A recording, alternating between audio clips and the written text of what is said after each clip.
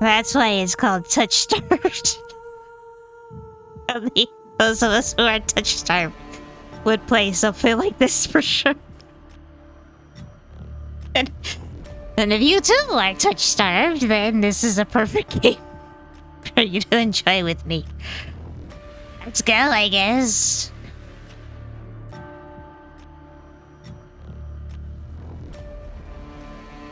Can you see the gallery yet? Nah. Oh. Oh, what the hell? Alright, let's start then. Just gonna restart. Demo product. This is a demo of the TouchStarved prologue and not the finished product. Oh, okay.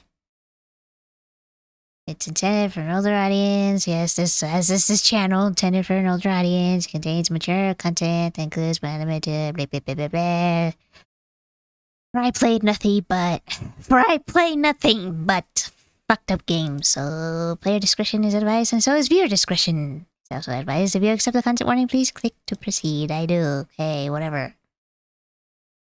Your choices matter. This is the decisions you make may result in unique dialogue interaction. Your choices of red text which contain exclusive content.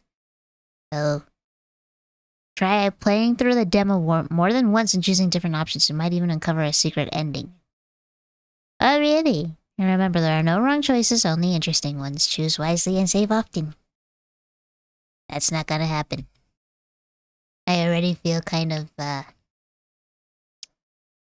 odd, should we say, playing this. So, okay, got it. My name? Oh, here we go.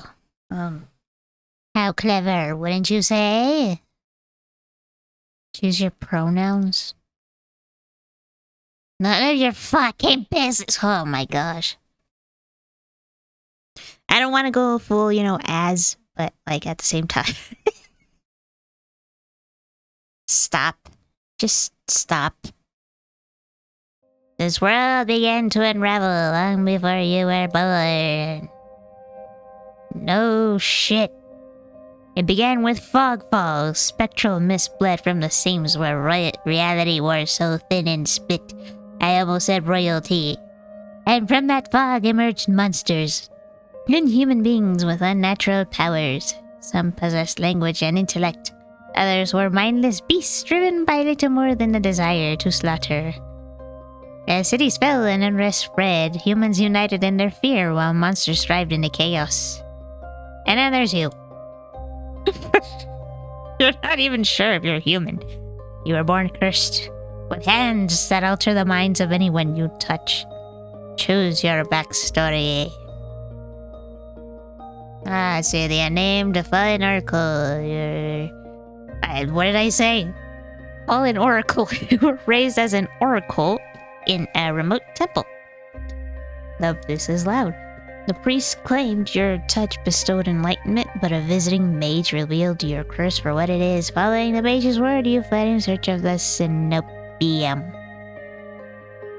You regularly experience unnatural premonitions that rattle your body and soul, and innate sixth sense gives you a heightened awareness of hidden supernatural presences around you. There's a hound.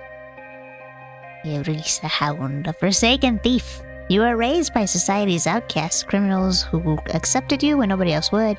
Your partner in crime, a friend since childhood, helped you steal enough money for a cure, then betrayed you. They left you with only enough coin to travel to the Cenobium, your last hope. You have sharply honed social intuition. You can survive and even thrive in the violent underbelly of any city using your experience with the underworld to get ahead. Are the alchemist, an abandoned mage. An exiled Cenobium mage took you in as a child, raising you as her apprentice. She seemed to take pity on your curse, but you discovered that she was cultivating you as a test subject. You fled to the Cenobium seeking a cure.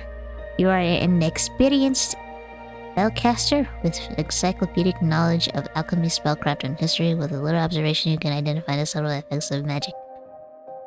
Okay, I don't know what any of this is, so, I don't know. I guess I'll just be the alchemist. Fuck it. Your name is... Pathetic. You selected your stupid pronouns. Your backstory is the alchemist. Is this correct? Look, I don't want to be political. I'm just saying, like, there's very little I care about in this world. Okay. It's just very little. I don't even care about my own name. Okay. I just don't take it personally. I just like I don't care. I don't care. I just don't care.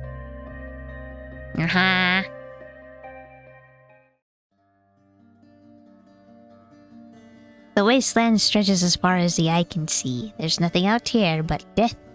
The ever-present stench of decay and countless sun-bleached bones cast like seeds across the barren land. I could say death doesn't scare me, but to tell the truth, I'm desperate. It's been 2 weeks since I joined a caravan bound across the wastes. Finding a group that would accept me was a trial in itself. As rations grew sparse and my canteen ran dry, I began to despair. But then I saw it. Iridia, the city of knowledge, one of the last bastions of humanity left in the world, and home to the famous academy called the Cenobium. I don't know if I'm pronouncing that right, don't care. All the world's knowledge gathered in one place. If there's anywhere, I'll find a cure. If there's anywhere, I'll find a cure for my curse, it's there. Oh. Did I read that weird? All that stands between me and a cure is a final stretch of salt-soaked wastes. Or so I think, until I see the first tendrils of fog snaking between the wagon. Did I say between? Is it beneath? I don't know, I wasn't listening. I mean, reading. What?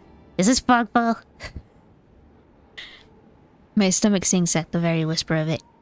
A silent storm more devastating than fire. Dangerous in cities, but a death sentence beyond them. A thick blanket of fog engulfs us, smothering out the lanterns' light. The wagon lurches to a stop. An eerie silence heavy as the mist falls over us. The only warning we get is a strangled scream. Stay back! No! The cry dissolves into wet gurgling. Then the wagon violently pitches to the side.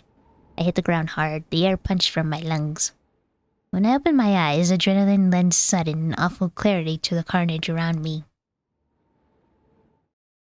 A trader I once shared bread with lies face down in the mud, their back reduced to long strings of torn muscle, gleaming gristle, and exposed bone. Bodies litter the wasteland. I try to rise, but my ankle explodes with pain so blinding, white blooms across my vision. Only when my eyes adjust do I see the dark shape in front of me. Ah, shit. Ah, shit, bro. So it stoops over the twisted form of a caravaner. I freeze, but it swirls its head. A dozen bulging eyes twitch in my direction and blink as one. The soulless lets out an ear-splitting shriek and runs at me. But right before it reaches me, the beast barrels past, vanishing into the mist. Distantly, a horse screams in the dark. I need to move now! I'm running to the city. I take off, running deeper into the hate. I'm sorry.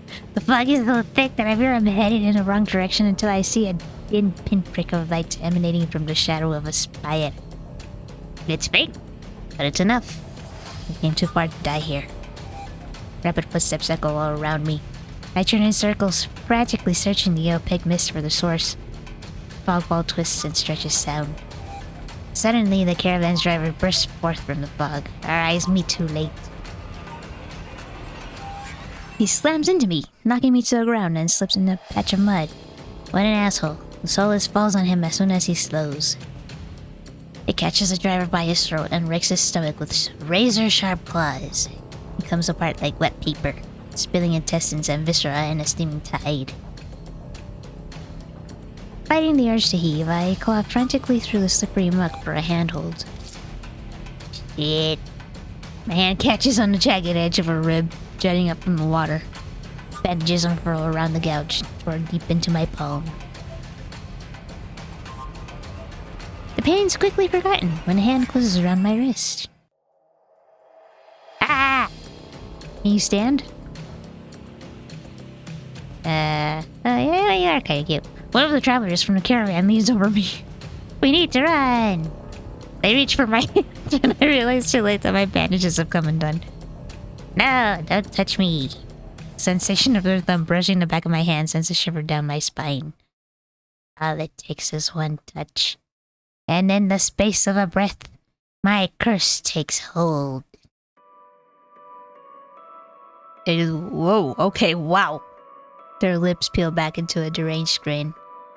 Well, that ended. Ha. Hee hee hee. Ha ha ha ha ha. I've never seen this face. I mean, no, I've seen this face countless times before. This is my curse. Madness of my own making. The grip on my hand tightens until pain radiates from my knuckles. Let me... yeah. Suddenly, a clammy hands crush my throat, choking off my breath. Die, die, da da da da da die. Split bubbles at the corners of their mouth and flex my face. The edges of my vision darken as my lungs scream for air. Fight them off, and, you know, my nails gouge deep into the traveler's wrist, but no matter how much blood I draw, they don't flinch. Oh, I'm dead. The more I struggle, the tighter the grip grows. My pulse hammers in my ears, slowing with each thudding beat. This can't be happening. I'm going to die, and not because of the fog ball or the solace, but because of my own curse. Tears sting my eyes. No, not here, not like this. The hands drop from my neck, leaving me wheezing for air. My lungs burn with each ragged cough. My vision clears and the traveler's face takes shape, hovering inches from mine. Lips still split in that macabre smile, even as blood seeps between their teeth. They give one last shuddering breath, then slump over the claws hooked through their stomach. A soulless shoves the body aside, and a glowing eye studying its leathery skin, thin as though grinning. There's a flash of claws. Red spills across my vision. I thought there'd be pain, but I sink into the murky water. All I can feel is the grit of silt filling my mouth and the icy embrace of shallow water. Distantly, I notice an arm resting among an outcrop of reeds. Mine, neatly severed at the elbow. I should have taken both arms. Without them, maybe I could have survived. Maybe I could have had a home. Instead, I'll die cold, alone, and face down in a desolate wasteland. A fitting end for a monstrosity like me, yes, indeed. If this is death, it's not as bad as I feared. The cold is gone. This is the choking stench of bog water. I could drift forever, cocooned in oblivion until all thought and sensation vanished. No curse. Nobody howling at me in madness and terror. Nothing at all. The thought has a terrible appeal to it. For the next moment, I take a reflexive breath. Air pours into my lungs, then out again, a ragged grasp. Nick. That was close. I am sorry. But that's how they wrote it. Feeling comes flooding back, warm cloth on my bare skin, a firm surface underneath me. A strange tang of sulfur in the air. Do not be afraid. Oh, I twist my head toward the voice. Tears flood my bleary vision at the bright glow of lamplight. Try not to move. The voice is calm, steady, and commanding, but more importantly, it's a stranger's voice. What? One thought cuts through my mental fog. I have no idea who this is, and I'm completely at their mercy. Stay away from me. My words come out in little more than a creaky whisper. I clamp my mouth shut, hating how weak and helpless I sound. No. No? Who the hell is this? Yeah, sit up, I guess. I managed to push myself up on one elbow, but my head swims and my surroundings give an alarming lurch. Ah, stubborn patient. I don't have the strength to dignify that with a response. Instead, I pull the sheet up higher and wipe my eyes until my vision clears. Nice hoops. The stranger towers over my pruned form. Warm light reflects off his pristine medical coat. That's a medical coat? Oh, what? I instinctively shrink back, and that's when I notice that I'm completely naked except for a thin linen sheet. Why am I nude? naked, lying on the low cot with a pair of sharp golden eyes watching my every move. Man's gaze flickers to my exposed, unbandaged hands. I plunge my hands under the sheet to hide them from sight, though it's too late. He must have noticed what they look like. Strange. First. Inhuman. Sorry. I brace myself for his inevitable suspicion and disgust, but his expression doesn't even flicker from that courteous smile. It just watches in placid silence as I struggle to make sense of my surroundings. Where am I? Who are you? Be calm. You are safe here. Whoever this is, he clearly has no idea who or what I am. I've never been anywhere safe with anyone. Even my own mentor, my teacher, thought I was nothing but a convenient specimen to be used and discarded. I scowl, pulling the sheet protectively around myself. Where are my clothes? The man's golden eyes narrow slightly. A sharp sigh rustles the papers in his hands. I see you are not to be dissuaded. What? Your clothes were torn to shreds when I found you, but I procured replacements. I can't fucking read today. Sorry. Can't read ever, then again. I don't know why I keep doing these visual novels. With a soft creak, he stands from his chair, giving me a better view of my surroundings. I seem to be in some sort of medical clinic. Bottles of silvery chemical concoctions lining the counters in neat rows. And why does this song sound familiar? The air makes my nose twitch, a faint whiff of smoke and something distinctly metallic that I can't quite place. The doctor produces a large, dense bundle of cloth, which he sets at the foot of my cot. He's easily a head taller than most, and I have to crane my neck to look at him. Welcome to my world. Thank you. I should be polite if I can, especially since I don't know who this is, what he can do, or what he wants with me. Yeah, thank you. You are welcome. I will leave you to get dressed. Yeah, that coat's pretty cool. But how is this a doctor's coat, a medical coat? You look like you're going to war. Looks cool. With a curt nod, he leaves through a narrow door. I hear a soft click as the lock turns behind him. I count to 3 in the sudden silence. When I don't hear any more footsteps, I reach for the bundle of clothes. An itch on my elbow stops me short. I reach down absently to rub at it, and then I freeze when my fingers meet a neat line of stitches. Fuck's sake. I know what I saw. That piece took my arm clean off. And yet my arm shows no sign of injury apart from the black stitches poking through my skin. I gingerly flex my fingers, feeling my heart race at the sensation. This is impossible. I should be dead, or at the very least gasping out my last breaths. I squeeze my eyes shut, waiting for the pleasant dream to unravel, to wake up bleeding out in the swamp. But nothing happens. The seconds tick by and my arm remains resolutely healed, my surroundings pristine and quiet. In numb disbelief, I reach for the replacement clothes and begin stiffly pulling them on. They're thicker and warmer than mine were, with a black woolen cloak to go with them, but there's one thing still missing. My bandages. The golden-eyed man didn't leave me with any, even though I know he saw my hands. I slide off the bed and take a few unsteady steps towards one of the drawers. If this is indeed a doctor's clinic, there must be bandages somewhere. I start opening drawers at random, and of course that's when the door swings open once more. Are you looking for something? I whirl around, clutching a thick roll of clean bandages. I try to step back from him, but my legs bump up against the edge of the cot.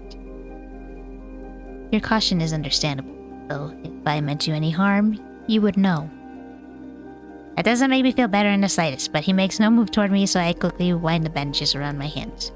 The glowing scars and mottled skin disappear under a layer of clean white cotton. May I ask why you need additional bandages? I clench my jaw.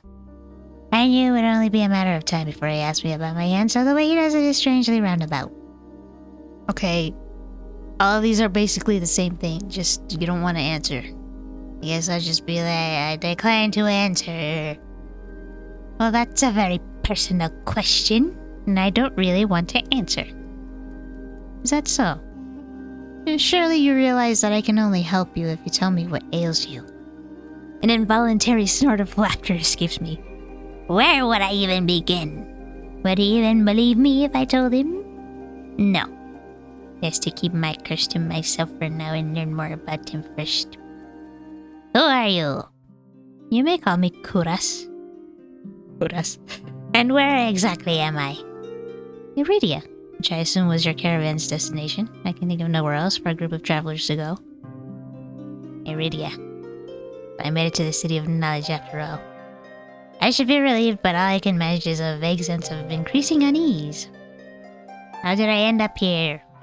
I brought you to my clinic, of course. You were the only survivor from the caravan, barely clinging to life. You needed immediate treatment, which you provided. No! Yes, he says it so simply, as if I'm a small child and he's explaining basic addition to me, because he kind of is, you retard. I frown and flex the fingers on my recently healed arm. Aside from being a bit stiff, it feels fine. Barely attached to me. You're saying that you stitched my arm back on? Pardon? Asolis attacked the caravan and ripped everyone to shreds. It tore my arm off. But when I woke up here, I spent my entire life learning from a Cenobium mage, and I know of no alchemy or magic that could reattach a severed limb. Really? That kind of sucks. Even if he somehow could heal me by magic, I should detect traces of it, but I sense nothing out of the ordinary at all. The doctor, Koras, pinches the bridge of his nose. He sits back down in his chair, quiet for a long time. I do not know where you come from, but Iridia is a city of knowledge and deadly secrets alike. Information is power, and it is most unwise to give or receive it freely. Since you have refused to divulge your secrets, I will not divulge mine. I do not even know your name. You are new to Iridia, so I will overlook a specific breach of etiquette. However, you should not expect others to extend the same courtesy. I fumbled that. Do you understand? Even though he didn't say it right, he looks pointedly at my freshly bandaged hands. Loath though I am to admit it, he has a point. I'm also a complete stranger to him, and if he's telling the truth, he saved my life. I take a deep, steady breath. This time when I speak, I sound a bit more like myself. Apathetic. My name is Apathetic. It is a pleasure to meet you, Apathetic. There's a little more warmth in his smile, his polite demeanor back in an instant. So thank you for saving me. I chance to smile in return, even if you want to explain how you did the impossible. There's no doubt in my mind I'd be dead if not for Kuras. Think nothing of it. I'm not sure if he's just being excessively courteous, but his words only raise more urgent questions. But I have to ask, why did you save me? You don't know me. The question seems to startle Kuras. I could hardly leave you to die in the wastes.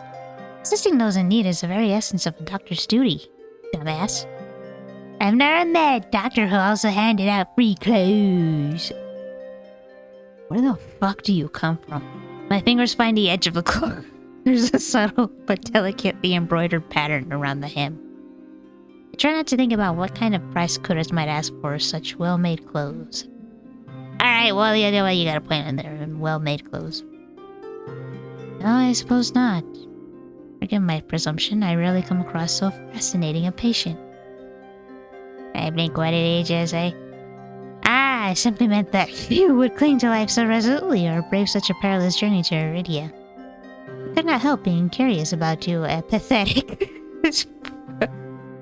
His voice dips to a soft murmur and he abruptly looks away from me. You're pretty curious yourself. Am I? Well, I haven't forgotten about my arm. I wiggle my intact fingers at him. What the fuck? I was kind of hoping he'd... I mean, never mind. I don't want to do that. Nothing. Clearly not. But you haven't asked me for any payment either. I require none from you. Travelers do not have an abundance of coin, and it would be unethical to leave you destitute in a strange place.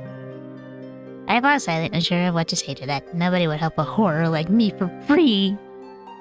There has to be some kind of catch or trick, right? A loud knock at the front door stops our conversation cold and spares me from having to say anything else. Duty calls. Unfortunately, you are not my only patient today. The knocking grows more insistent, and Kuras lets out a tired sigh. Please wait your turn. Though he says it quietly, the clamor on the other side of the door abruptly stops.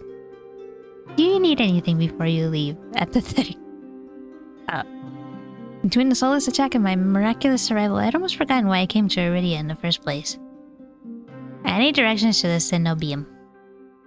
Cenobium. The look on his face is downright chilling. He pauses, choosing his words with cold deliberation when he speaks again. Whatever you seek, it is very unlikely you will find it there. The Cenobian's gates open for precious few visitors. Even if they did, you would not like what you found inside. My heart sinks. Is he saying that I came all this way for nothing? Risk life and limb for nothing? No, that can't be. I've only just arrived, and Iridia is the largest city still standing. There has to be a cure for me here. Then if not the Cenobium, where would you suggest? Do you know anyone else in Iridia? I shake my head. Then I suggest a local guide. Head to the Wetwick and ask for Leander. Leander? Excuse me? The Wetwick. He sounds deeply unamused. Follow the postings advertising Leander's bloodhounds. They are difficult to miss. You meet Leander, tell him I sent you. There isn't much to go on, but Chris points towards the clinic's back door. You will be safe so long as you do not draw attention to yourself. That's easier said than done. I've always been a magnet for the worst sort of attention. If you require my assistance, you may return whenever you wish. Though he's smiling, there's a note of finality in his voice. Resigned to my dismissal, I slip out the back door. Alright. Thanks. I find myself standing in a narrow and rather gloomy alley. This is gloomy too. I pull the new cloak up over my nose, stepping over the contents of chamber pots that have been emptied into the street. Ew. Something weighs heavily inside one of the cloak's pockets. My coin purse. Everything is still inside. Every last coin that I'd scraped together for the journey to Iridia. It doesn't even look like it was opened. There were so few coins to begin with, they probably weren't worth stealing. Yeah. I glanced back at the clinic's closed doors. Kuras didn't take any payment. He didn't even ask for a future favor. Yes, he explained why. But he also said that in Iridia, secrets are power. Does he expect me to give up mine at some point? That's not exactly a comforting thought. Still, no matter why he did it, Kuras gave me a second chance on that on where I might find help. You repeat yourself too much. I'd better get going before he changes his mind. I squeeze out of the valley and into the crowded main street, and the line outside Kuras' clinic stretches down the road already. Two thin peddlers queue alongside weathered elders. If any place is in desperate need of a free clinic, it's this one. The cobblestones are treacherously rough under my feet, deep grooves worn between them by regular flooding and decades of hard use. I knew Iridia was a river city, but I didn't expect it to look so eroded. The buildings are tired and dilapidated, all crammed together in narrow streets. The child darts by, clutching something greasy wrapped in paper. The smell of fried food drifts over to me. My stomach gives a faint gurgle. This morning's catch, fried up, hot and fresh. Not too many eyeballs today. That sounds disgusting, but I'm starving, so I duck my head under the stall's grubby awning. A large fish stares up at me, its eyes with 3 eyes. Okay, bulging, visible through the thick layer of crispy batter. Great. The vendor gives me a gap-toothed grin. Oh, what's the cheapest thing you got? The vendor points at a metal basket of what looks like long strips of savory fried dough. Fresh long lads, 3 copper apiece. Don't burn your mouth. I take the coins out. Count through them gingerly. At this rate, I might not even be able to afford dinner. Reluctantly, I drop the payment on the counter and take my meal. 2 streets later, I pass under a wrought iron archway adorned with dangling garlands of red and pink lilies.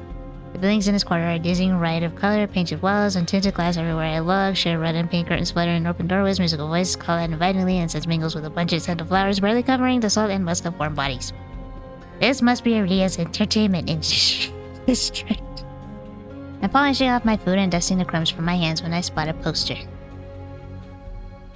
It features the silhouette of a smiling man wearing a single dagger-like earring and the word Bloodhounds printed above his head. A motto, as above, so below, encircles the artwork. Where? Just imagine it, I guess. Okay. If Leander is leader of the Bloodhounds, then the face printed on the poster is likely his. I follow the line of identical posters around the corner and nearly hit my head on a precariously dangling wooden sign. Looking up, faded orange letters read, The Wet Wit. The facade of the building looks like it's seen better days, but I hear faint music and laughter coming from inside. The inside of the bar is a far cry from the abandoned exterior. I wouldn't say that, but okay, it's not even midday, yet most of the tables and booths are occupied by a loose assembly of people in matching green cloaks. I'm no stranger to bars. Sometimes I would take my books to the local tavern for a change of scenery, but I much prefer quieter places. Books to the tavern. It's not a cock... whatever.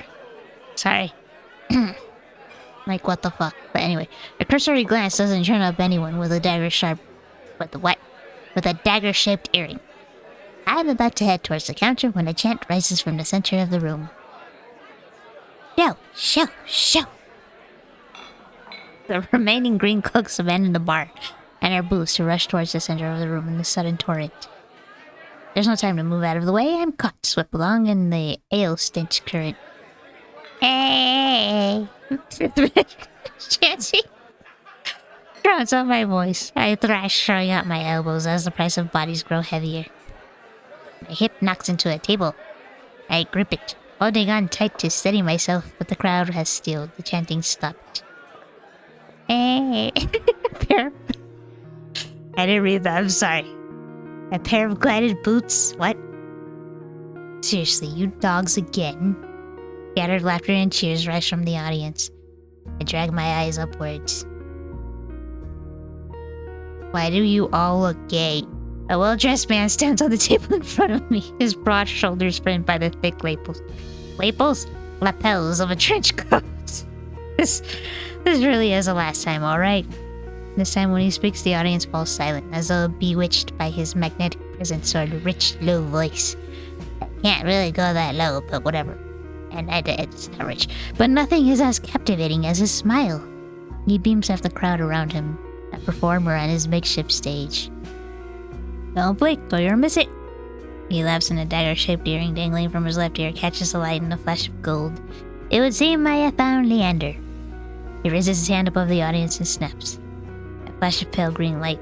Real magic. No ordinary stage trick blinds me. Ah!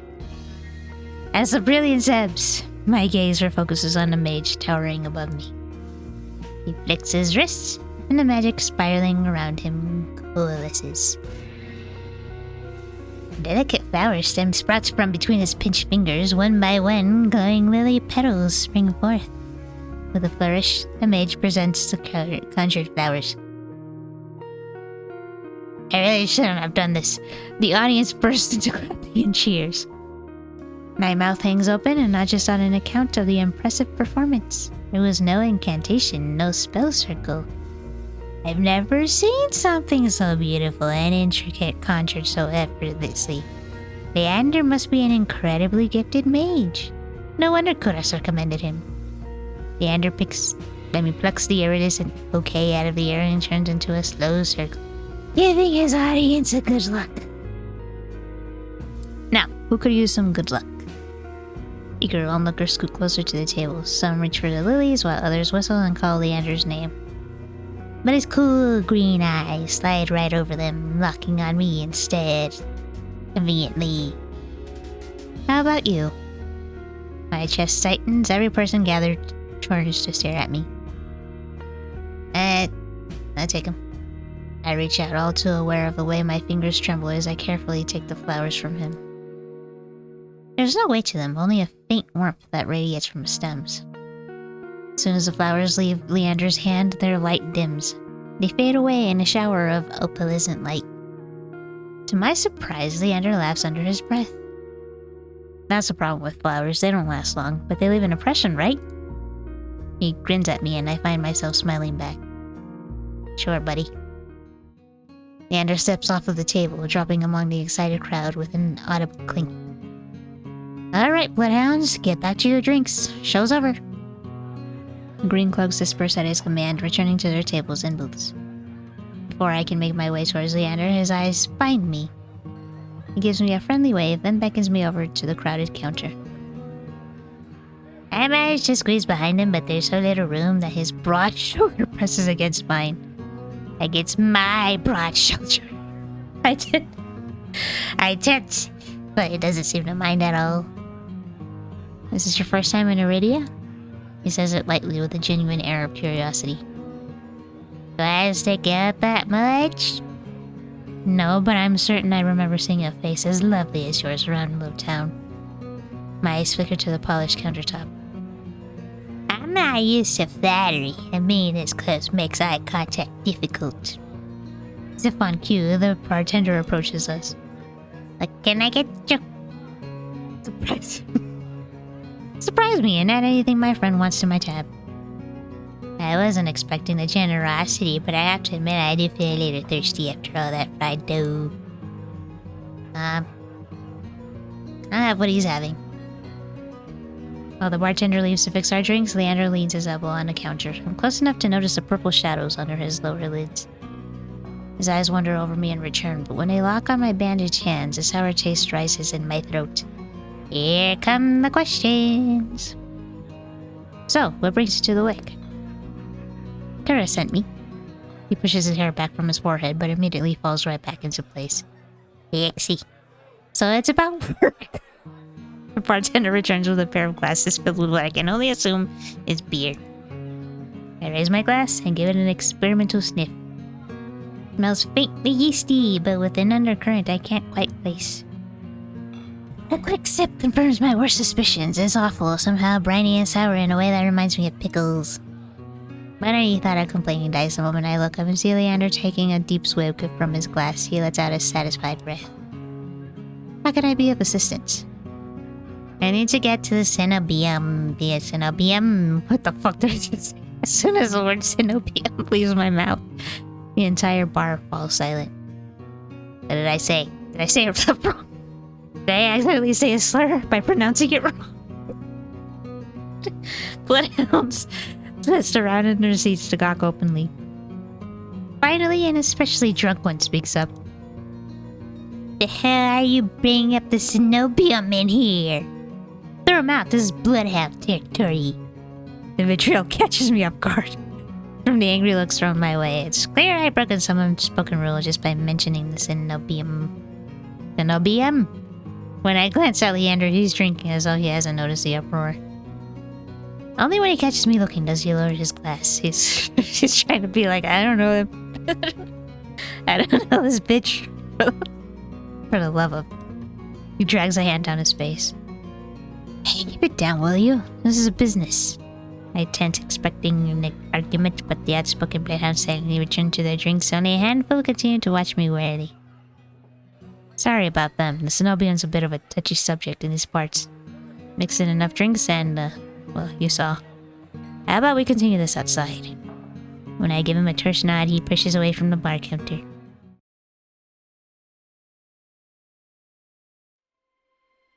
I follow Leander to an alleyway tucked behind the wet wick where layers of Afraid Bloodhounds posters have been plastered to the walls. Yes, you said that. Once again, please stop walking into... Stop repeating yourself. I almost interrupted yourself. My brain is too broken for this. Seeing them side by side, the resemblance between Leander and his likeness on the posters is impressive. The fuck did you expect him to not... What? What is this? What? Horus didn't send you here for help with the Cenobium, did he? From the look he gives me, he already knows the answer. I glance away. No, he didn't. He suggested I find an alternative. Yet here you are, asking about them anyway. What do you need the Cenobium for? I don't want to tell him about my curse. The less people know about my capabilities, the better. Thankfully, Leander takes my reluctant silence as an answer. Well, I see you're already aware of the city's currency. Information's worth its weight in gold here. Horus told you the truth. The Cenobium's dangerous. Get on their bad side and they'll imprison you if you're lucky. or torture you if you're not. Torture? My teacher never described anything like that. That's a lot like this commentary of yours, to be honest. and the constant repeating of what we already established. But the Cenobium is supposed to be a place of learning, sanctuary. The Cenobium has always been heralded as the last bastion of human knowledge, a shining beacon of hope in a world steeped in nightmares. I say beacon. I need to go there. I don't know how to read. If any place held answers, it would be the Cenobium. That's why I came here. That's what they want you to think, but things that seem too good to be true are often just that. Such a simple statement, and yet leaves me reeling. If it's true I staked everything on a lie, then what now? Leander clears his throat. But as I always say, there are solutions to every problem and alternatives to every solution. He claps his hands and turns to me with a brilliant smile. That's why Curtis pointed you to the Bloodhounds. Let us help you. Whether it's hunting soulless, finding people, or recovering stolen valuables, we can do it all. And free of charge. I'm shaking my head before he's even finished his speech. My patience is wearing dangerously thin. Listen, yeah, you and me both. Listen, I appreciate the offer, but my problem can't be solved by a group of good Samaritans. To my chagrin, Leander nods slowly.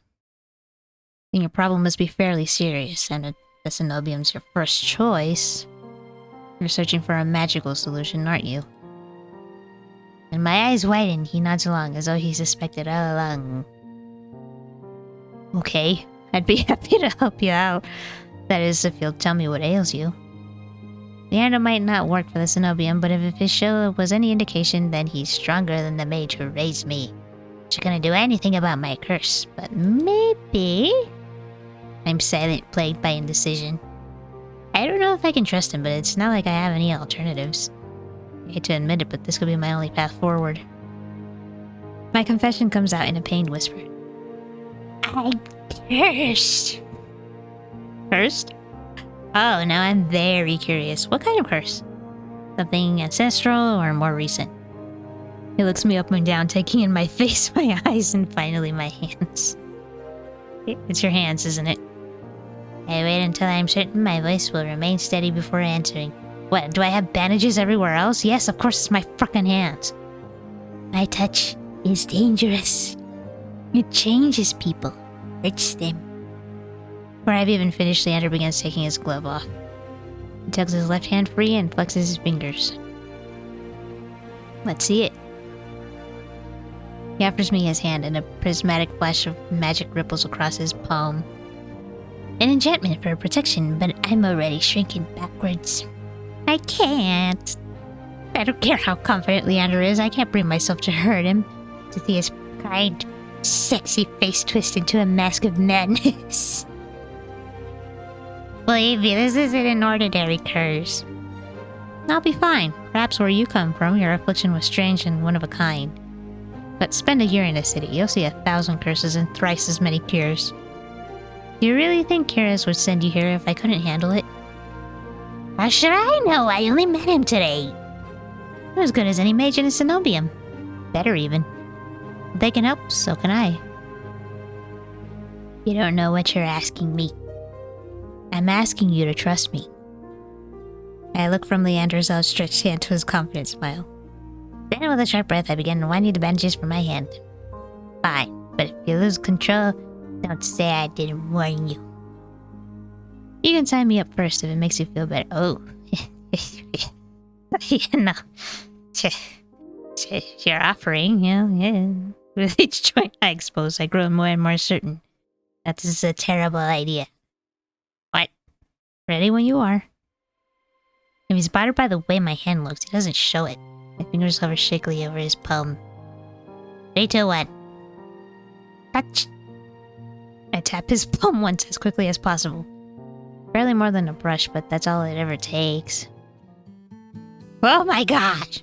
When I look at his face, expecting to see the worst, Leander only grins. See? I'm already crazy. It can't be. This time when I reach out to touch Leander's palm again, he catches my wrist before I can pull away. I told you there's really nothing to worry about.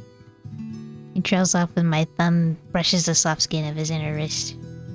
I search Leander's face for traces of madness, but his eyes remain a clear, soft green.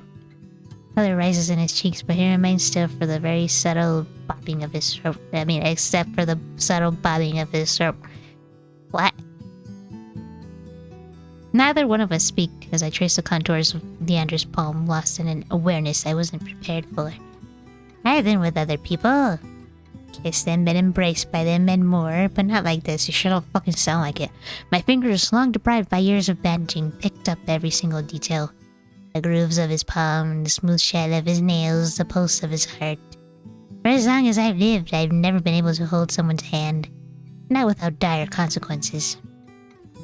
I never realized what I was missing until this moment. While Leander's pulse is steady, mine is hammering as fear gives way to excitement.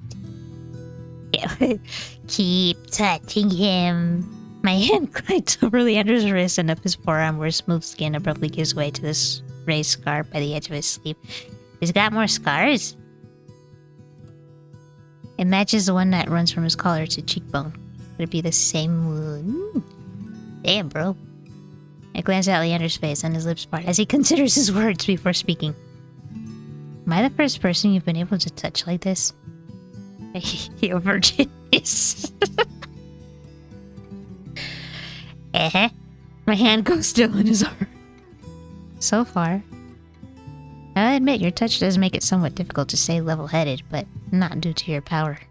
Oh. He takes my hand. His soft green eyes flick to mine before he turns it to inspect the golden fissures crisscrossing my knuckles.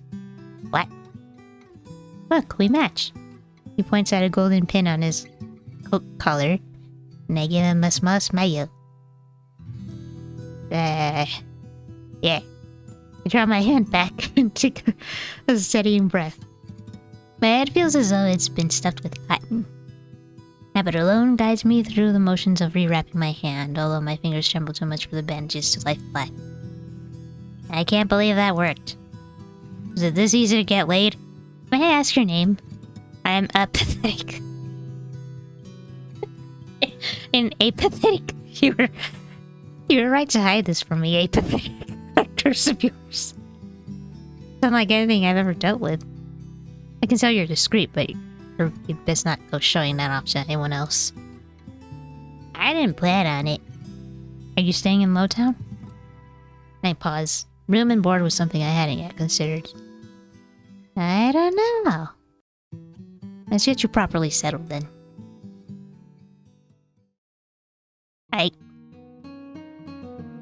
The Wet Wick is noticeably quieter. Without their leader, most of the bloodhounds have dispersed or in a few cases fallen asleep beside their drinks. Got any rooms left, or did my lot grab them all to sleep it off? The bartender, who I now realize doubles as an innkeeper, slides a key onto the counter. You know I always keep the corner room open for your escapade, so oh. Neander's laugh sounds slightly strained. Yes! And I always appreciate it, but you're mistaken. This is just for my friend, apathetic. Sure. As long as you like, you two have fun. Escapades, Leander clears his throat, then holds the key out to me. But I hesitate. My coin purse barely holds enough for a day's worth of meals, let alone a room. How much do I owe you? Nothing. Bloodhound rates. My treat since you shared your secret. Food, drink, warm bed, anything you need. Well, it's kinda in your pants right now, but carefully I take the key from him. It's small, but weighs heavy in my palm. I never expected to have a warm bed in Iridia, let alone free meals. And dick. Oh, thank you. Go explore, I bet. You'll find many roads in Iridia, each leading to different answers. But if you need a reprieve from what haunts you, come find me. I sure will. Just be careful. I nod, taking one last look at the gleaming bronze key before tucking it into the pocket of my cloak for safekeeping. Leander gives me one last friendly wave before I depart. Cool. I almost got laid. The air clings, sodden and heavy. Without the morning crowd, the sunless streets look barren and bleak. Even the peddlers are long gone. Only a pair of crows remain quibbling over stale crust in a gutter. I feel a ridiculous pang of envy. At least I got reason to fight. I've never felt so lost. Curtis and Leander both made it clear that the Cenobium can't be trusted, but I came so far. I endured so much. I need to see the Cenobium for myself, if only to satisfy my curiosity. Should have asked someone at the bar for directions before leaving. I'm about to turn back when a shadow passes over me. A cloud, I think, until a puff of hot breath tickles the back of my neck. Oh shit. The shadow runs down the street in rivulets. Did I say it right? Formless dark spreads like ink into blotted shapes. Claws stretch. A muzzle splits open to reveal long, jagged teeth. A growl rumbles so low and deep, I feel it. I want to run, to scream, but I feel trapped as though the slightest movement or a single breath will snap the jaws around me shut. No, I won't let it end like this. I'm going to die. I want to see what has got me first. I steel myself. The turn. Nothing. Okay, the shadow vanishes as quickly as it came. I'm left standing in the middle of the street, alone except for a figure reclining in the shade of a nearby stoop. Ah! Oh, no, it's the furry. A monster. It's a monster. That much is clear from my glance. One that could nearly be mistaken for human were not for the tufted ears, a tail curled around his ankle. Or the dusk pink eyes with pupils that sharpen like needles when they fall on me. Our eyes meet and the monster uncrosses his long legs. His hair gleams a shade of red that reminds me unsettlingly of blood where it curls around his colored throat. Jumpy, aren't you? His tone is so light and carefree that I glance over my shoulder to make sure he's speaking to me. When I look back, the stranger props his chin on his knuckles and regards me with an inscrutable little smile. Did you see that shadow just now? It was massive, moved like a beast. Even as I speak, I'm aware of how ridiculous I sound, but the stranger smile doesn't falter. Yeah, you sound ridiculous to the guy that has, like, fox ears and a tail. Totally. The only beasts I've seen are the Wicks drilling regulars. Though this did catch my eye. Bro, why are you all zesty? With a flourish of his hand. My in-room key appears dangling from his finger. Give that back! Turns on his chain, glittering when it catches a light. This will be my only chance to get laid. Give it back. My hands fly to my clothes pockets and sure enough find him flat. He crooks his finger, beckoning. I've already taken 2 steps forward before some stifled instinct stops me. Something feels wrong. I'm still on the edge, thrumming with so much adrenaline that the stranger's shadow flickers at the edge of my vision. I always attract the worst kind of attention, but I can't get rattled now. Where did you find it? How did you even find it? The key, I mean. What can I say? I'm a sucker for shiny things. He smiles wide enough to reveal pointed canines. I saw you drop it. You really should be more careful. City like this, somebody might take advantage. The bald-faced lie said without a hint of irony. A bald-faced? Isn't it bold-faced? Damn it. I can't figure out how he picked my pockets under my nose, but I'm certain he took my key, and I need it back. I approached the man, careful to keep an arm's length away. It doesn't look dangerous, but the most deadly ones never do. The stranger's chain softly clinks with a tilt of his head. His ears flicked. Keeping your distance? I'd be stupid to trust you. You think I stole your dinky little key? From all the way over here. He gives an exaggerated sigh. I'm good with my hands, but not that good. Do I really look like a common thief to you? He's got me there.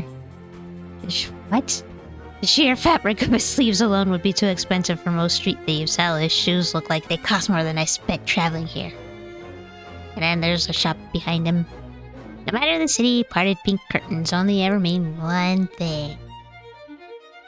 I'm not looking to buy, and I doubt I could afford your services anyway. But your ears pricked up. Luckily for you, I don't charge. The man runs the tip of his tongue over a fang, and for the first time since I stepped into that shadow, I feel something other than dread. My face grows hot. That's not what I meant. I'm flattered, really. For a sex my trade, I might make an exception for you. About half off for a handy, or you could just hand over my key. You got spunked, kid. That's nicely, and I might even let you tug my tail. Just throw it here. So some spindly little street urchin can snatch it and run. He raises my key and tilts his head so he can watch it dangle back and forth. I suppose I could just claim your room for myself. Not that I'd be caught dead swimming in the wick with the rest of those slack-jawed imbeciles. Hey. Do not insult my man and his bros like that, okay? Thank you. You're obviously not from around here, so tell me, traveler. What misfortune brought you to this wretched place? His voice practically drips with derision. I'm not telling you anything. What could have possibly drawn you to this dreary little pig pen, I wonder? He listlessly watches the arc of my key swing around his finger. The weather's shit, the food's strict, and there's entirely too many monsters for a human to feel safe. Unless... Dagger's sharp eyes flick towards me, nicknamed with amusement. Unless you're just dying to consort with monsters. By now, my embarrassment has worn away, leaving simmering impatience in its place. But this is a shakedown. It's the most frustrating one I've ever heard of.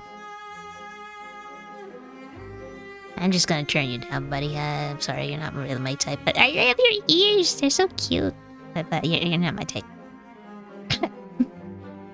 Are you done? Or did you plan on flirting with me until night falls? He touches his chest in mock affront. You wound me. How can you be so immune to my charms? You're about as charming as an ox and half subtle. I suggest you go practice your seduction on someone interesting. That earns me a burst of... Sorry. That earns me a burst of breathy laughter. How about you teach me the ropes? Show me a thing or two. The more he flirts, the more convinced I become that this is some kind of trap. No matter how innocent monsters look, they always have tricks up their sleeves. And something tells me that this one's more dangerous than he lets on, even if he has a lovely laugh. I don't know why you're messing with me, but I'm not coming any closer until I know you're not going to attack or bite. I won't bite hard. Unless you beg me to. No matter what I say, he finds a way to twist my words into innuendo. You know what? I like that about you. Even when I'm silent, he goes on as though we're having a conversation, not a standoff. Do you like dancing? There's a traveling troupe performing in Hightown tonight. Their ludus is utterly exquisite. Truly a performance to die for, did I say it right? There's life in this dreadful place if you know where to look. You sound like you know the city well. The man's gaze flickers from me to the key dangling from his finger. Naturally. This dump was a little more than a miserable little smear when I first arrived. High town, low town. I know Iridia like the back of my hand. What about the cenobium? Do you know where that is? His smile vanishes. Oh, go back, he's mad. Surely you've seen it. That's so cute. Surely you've seen it, that absurdly large tower looming over the rest. It's a little hard to miss. You must mean that spire I noticed when I first caught sight of Iridia.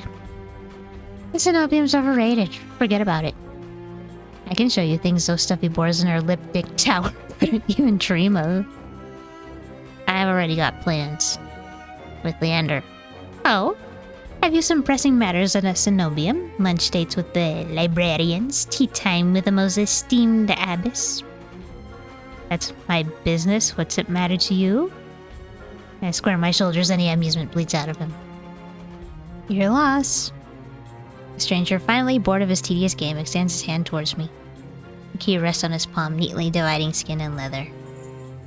When he makes no other move, I reach for the key, but as soon as my fingers graze smooth brass is... I don't know what happened there. I think I'm having a stroke.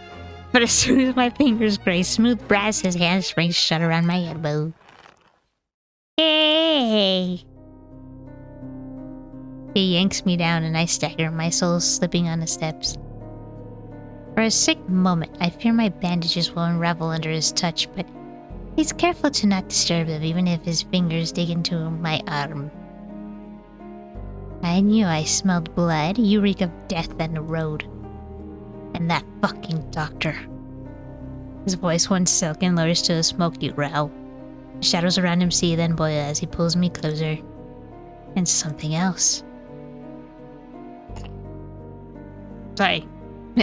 He murmurs against my throat, nose grazing my jaw. Let go. I try to twist away, but he doesn't budge. His breath trails down my neck, sending a thrill of dread through me. Just when I fear he'll bite, he takes a deep whiff instead. His wide, flat eyes gleam with naked hunger as he gazes up at me. Not quite human, not quite monster. Seems we're both...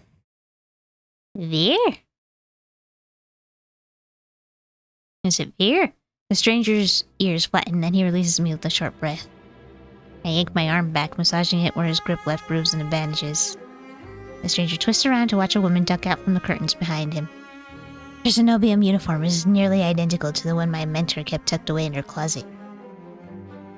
Scolding cleric.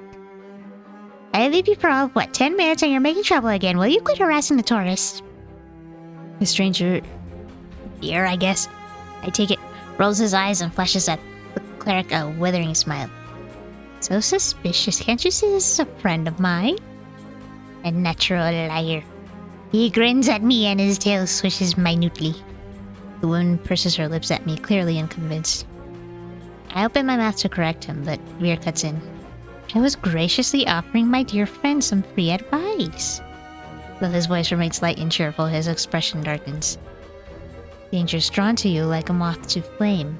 It will always find you, given time.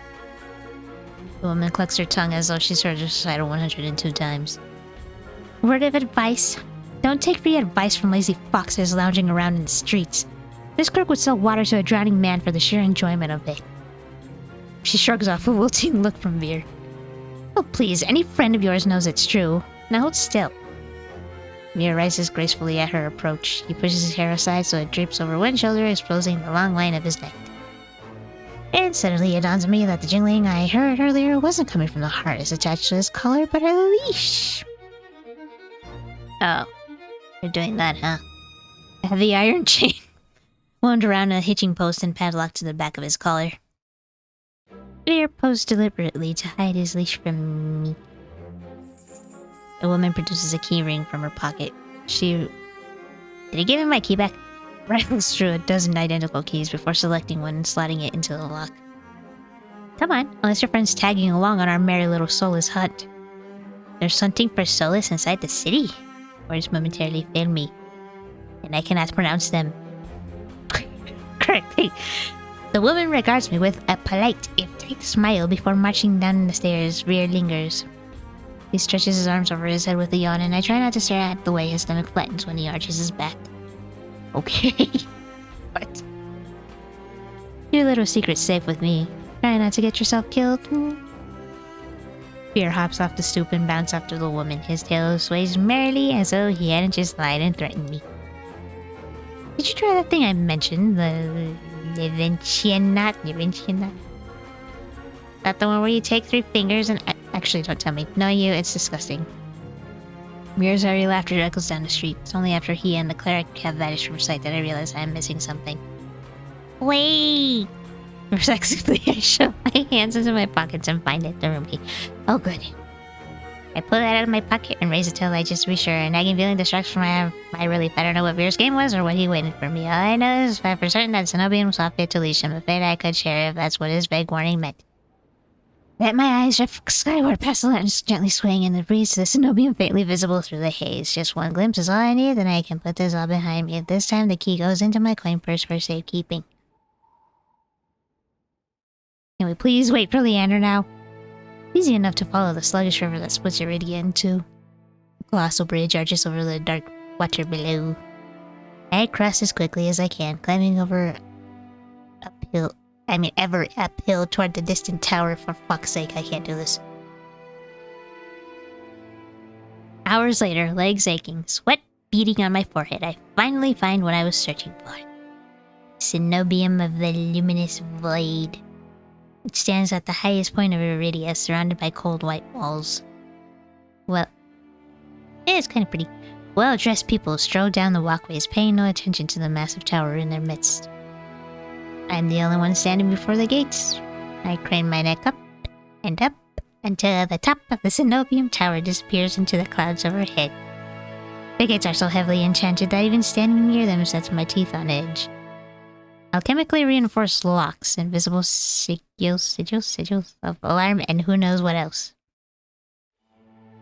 That word. Knocking seems like a terrible idea, but I don't see any other way of making my presence known. I'm halfway up the steps when something moves in my peripheral vision. A shadowy figure crouches beneath one of the white walls. They reach up and tug on a vine as if testing its strength. Oi, you there! The shadow vanishes as quickly as I spotted it. An gaunt-faced man in a crisp charcoal uniform marches up the steps toward me. Ugh, another tourist. Get out of here once you're done gawking. A dismissive wave accompanies his equally dismissive words and terrible accent, I'm sorry, and he turns on his heel without even waiting for an answer from me. I look back at where I saw the intruder, but there's nothing. Just the leaves blowing gently in a cool breeze. How many guys were there again in this game? I thought like 5, right? I step away from the gates, hopelessness washing over me. Hello? I whisper so close I can feel the warm brush of breath on my skin. Why does everybody want to like talk to you so close to your face? Or at least to your neck? I instinctively jerk away, but there's no one beside me. Halfway down the staircase, I spot a woman swaying in the breeze. She's gaunt as a rail, her blouse moth-eaten.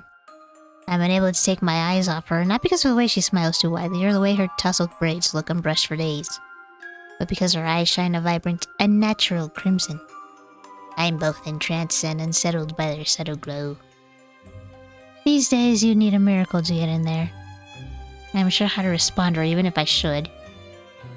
Why would you respond sarcastically? Why do you have to be an asshole? Why? Like, why? Just say nothing. Just say nothing. Shut the fuck up. After the experience I've just had, I'm not too keen on indulging strangers with small talk. Despite my silence, she maintains her unflinching stare and smile. Lucky for you, I have miracles for free. Whatever she's selling, I'm not interested. My words come out in a tired breath. No thanks. I start down the stairs, but she abruptly steps into my path. Turns her back to me, and before I can react, she slips her fingers under the lacing of her collar, stripping out of her blouse in broad daylight. What are you doing? As worn fabric unveils bare skin, my panic is smothered by cold horror. A misshapen sunken scar carves into the woman's body. Pitted, gnarled skin snakes down her shoulders, blooming from a gaping hole in the back of her neck. A shuddering breath escapes me. The fuck? By the looks of it, the disease that afflicted this woman ate away at her spine, leaving her with a hollowed vertebrae at the back of her neck. How is she able to move or breathe? It's impossible. She shouldn't be alive. And why do you keep saying it's impossible? Like, this is coming from like a mage and stuff like that. Like, whatever. The power to cure anything can be yours too. The power of the sea spring. The woman slides back into her blouse and deftly laces it up. I've caught your interest and follow me. It's only a short walk away. Without another glance, she leisurely strolls down the Cenobium stairs, loose braids bobbing behind her. The edge of her scarf peeks out from under her collar. I stand there wordless until I manage to regain my bearings. It's a twisted miracle, but a miracle nonetheless. This could be the stupidest decision in my life, but what choice do I have? You not going? I take a final look at the Cenobium's shut gates and follow her down the steps. Okay. Don't even give me the choice there. We descend from the higher streets, leaving behind their glided decadence as we cross the river. The wet, derelict districts feel more familiar to me. Let me go back to Leander! But the crimson-eyed woman takes me further, then farther still, until I am met with an all-too-familiar sight. My gut lurches when I face the open horizon. The city's outskirts are hardly recognizable in daylight, and once I'm probably safer for it, but venturing beyond Iridia's walls is a gamble I wasn't prepared to take so soon. Keep going straight, and the sea spring will reveal itself to you. I bark out a bitter laugh, loud and involuntary. This is a setup. Sure is. It has to be a setup. As soon as I step out there, some friends of yours will ambush and mug me. If I wanted something from you, I would have already had it. She says it so lightly, I almost believe her, even if she looks as physically capable as a toothpick. You're as safe as inside the city as outside of it. Usually, the territory before you is the safest of all. What do you mean, territory? This region belongs to... Ice. Most people know him as a gang leader, but he's much more than that. I squint against the empty wastelands. Only a fool or someone with nothing to lose would leave the city. Apparently I'm both. Yeah, but if the sea spring cured her, I need to see what it can do for me. I set off into the wastes. Over my shoulder, the woman calls after me. Good luck, apathetic. I hope we meet again. My heart pounds with each step I take from civilization. From what seems like an eternity, I force each foot forward. One step, then another, until the realization hits me. I've never told the woman my name. I should stop reading right now. Something pierces the horizon ahead of me, just forever. A building nestled into a tall cliffside, but so starkly out of place, it might as well be a hallucination. It drips with extravagance and honeyed mahogany. Mahogany. An ornate jewel of architecture. A row of dark silhouettes stand out on the horizon. Trees, I think, until I'm close enough to realize that what I mistook for branches were spikes and jutting tendrils. Odorless. Several of them watch me in the distance like statues. I don't think, I just run.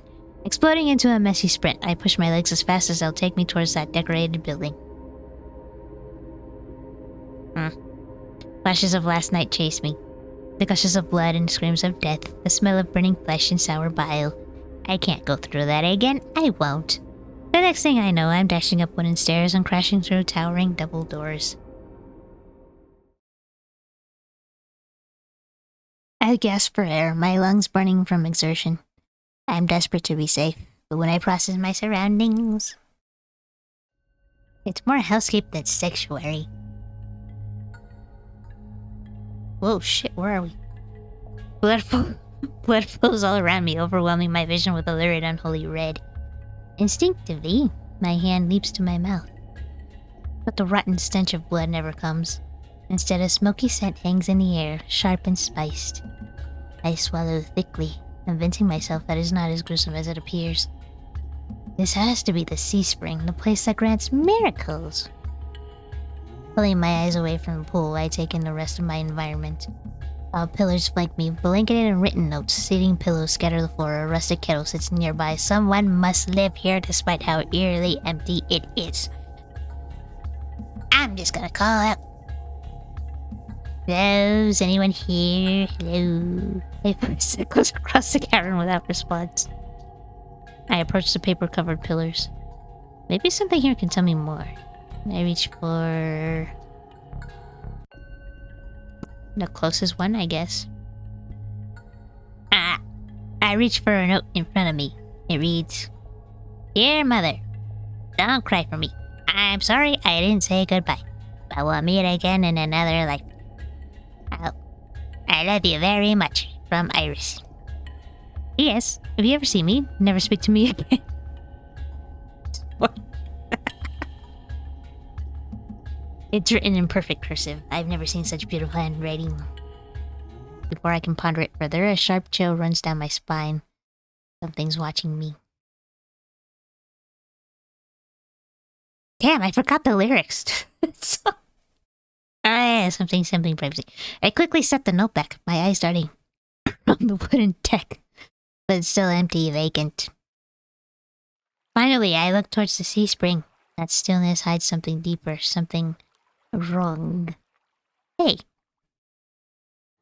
I spin around and come face to face with a pack of soulless.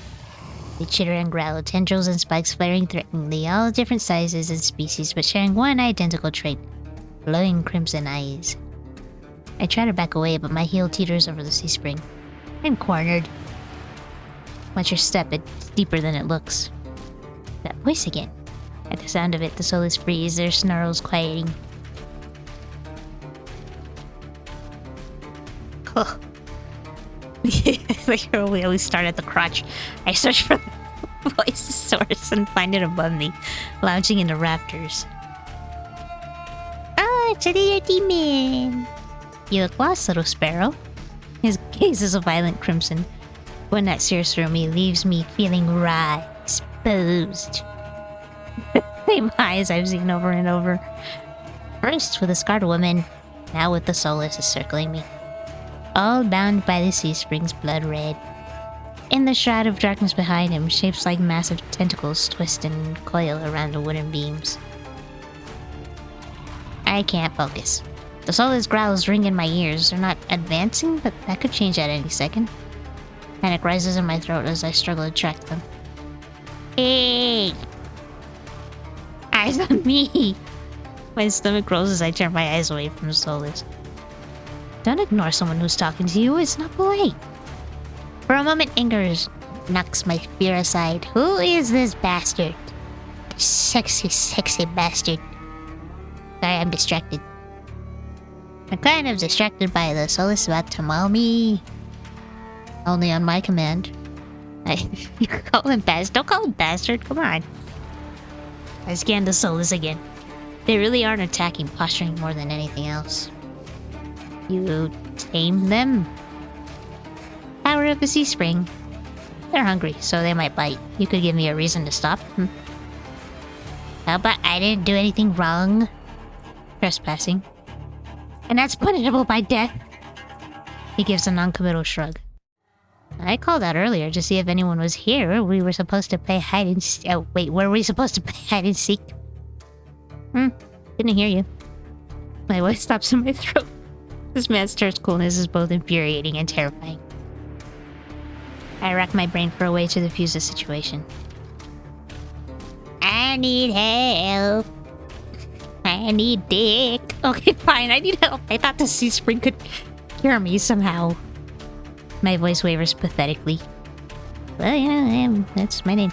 Honesty has never been my strong suit. He cants his head to the side, praising me, but doesn't respond. I fidget nervously. I'm telling you, I came here for help. Are you listening? Your hands. Alarm jolts through me. I hide my hands under my cloak. Show me. Why? Won't ask twice. With a sharp puff, I reluctantly hold out my bandaged hands. Are you getting up on this? Unwrap them. Heat rushes to my face and fires to my tongue. I should give him a piece of my mind, but not when his souls are on one command from ripping me to shreds. Yes, yep, okay, yeah.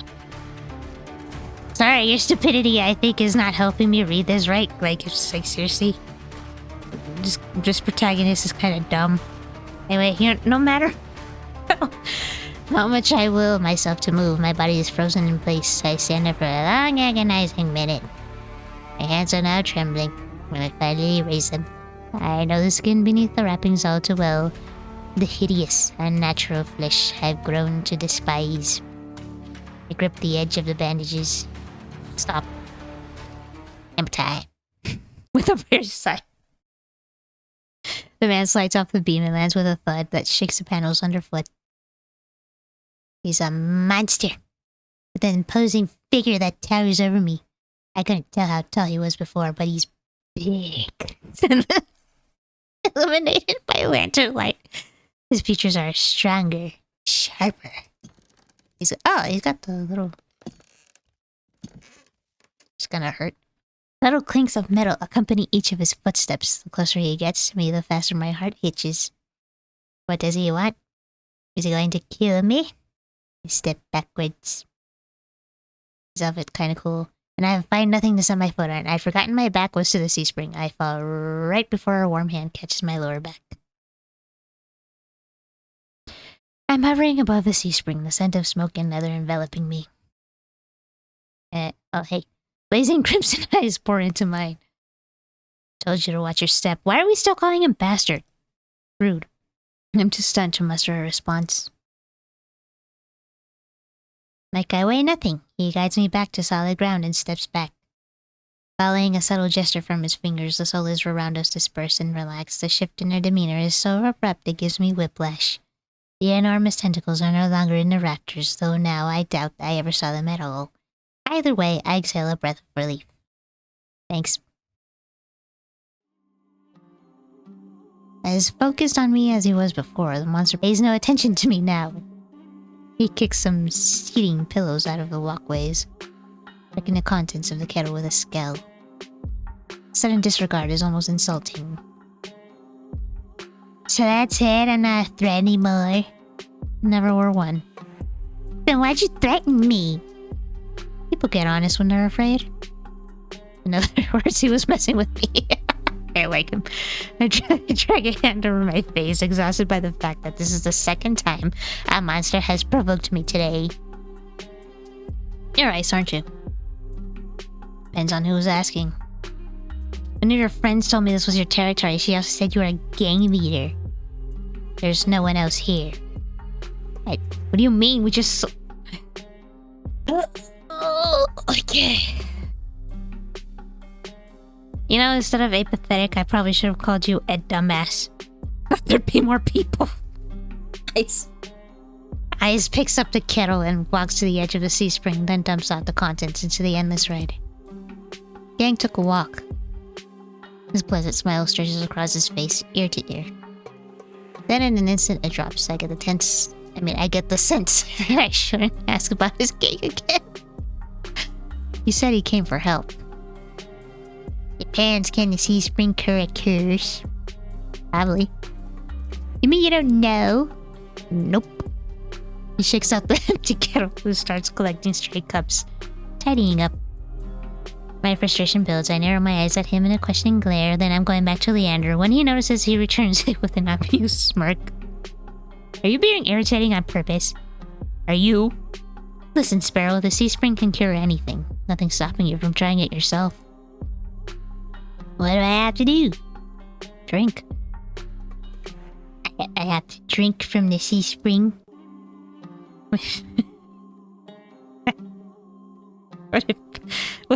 What if people peed in it? My eyes clench to the blood like pulvicitis. The idea of ingesting the strange liquid makes my guts turn.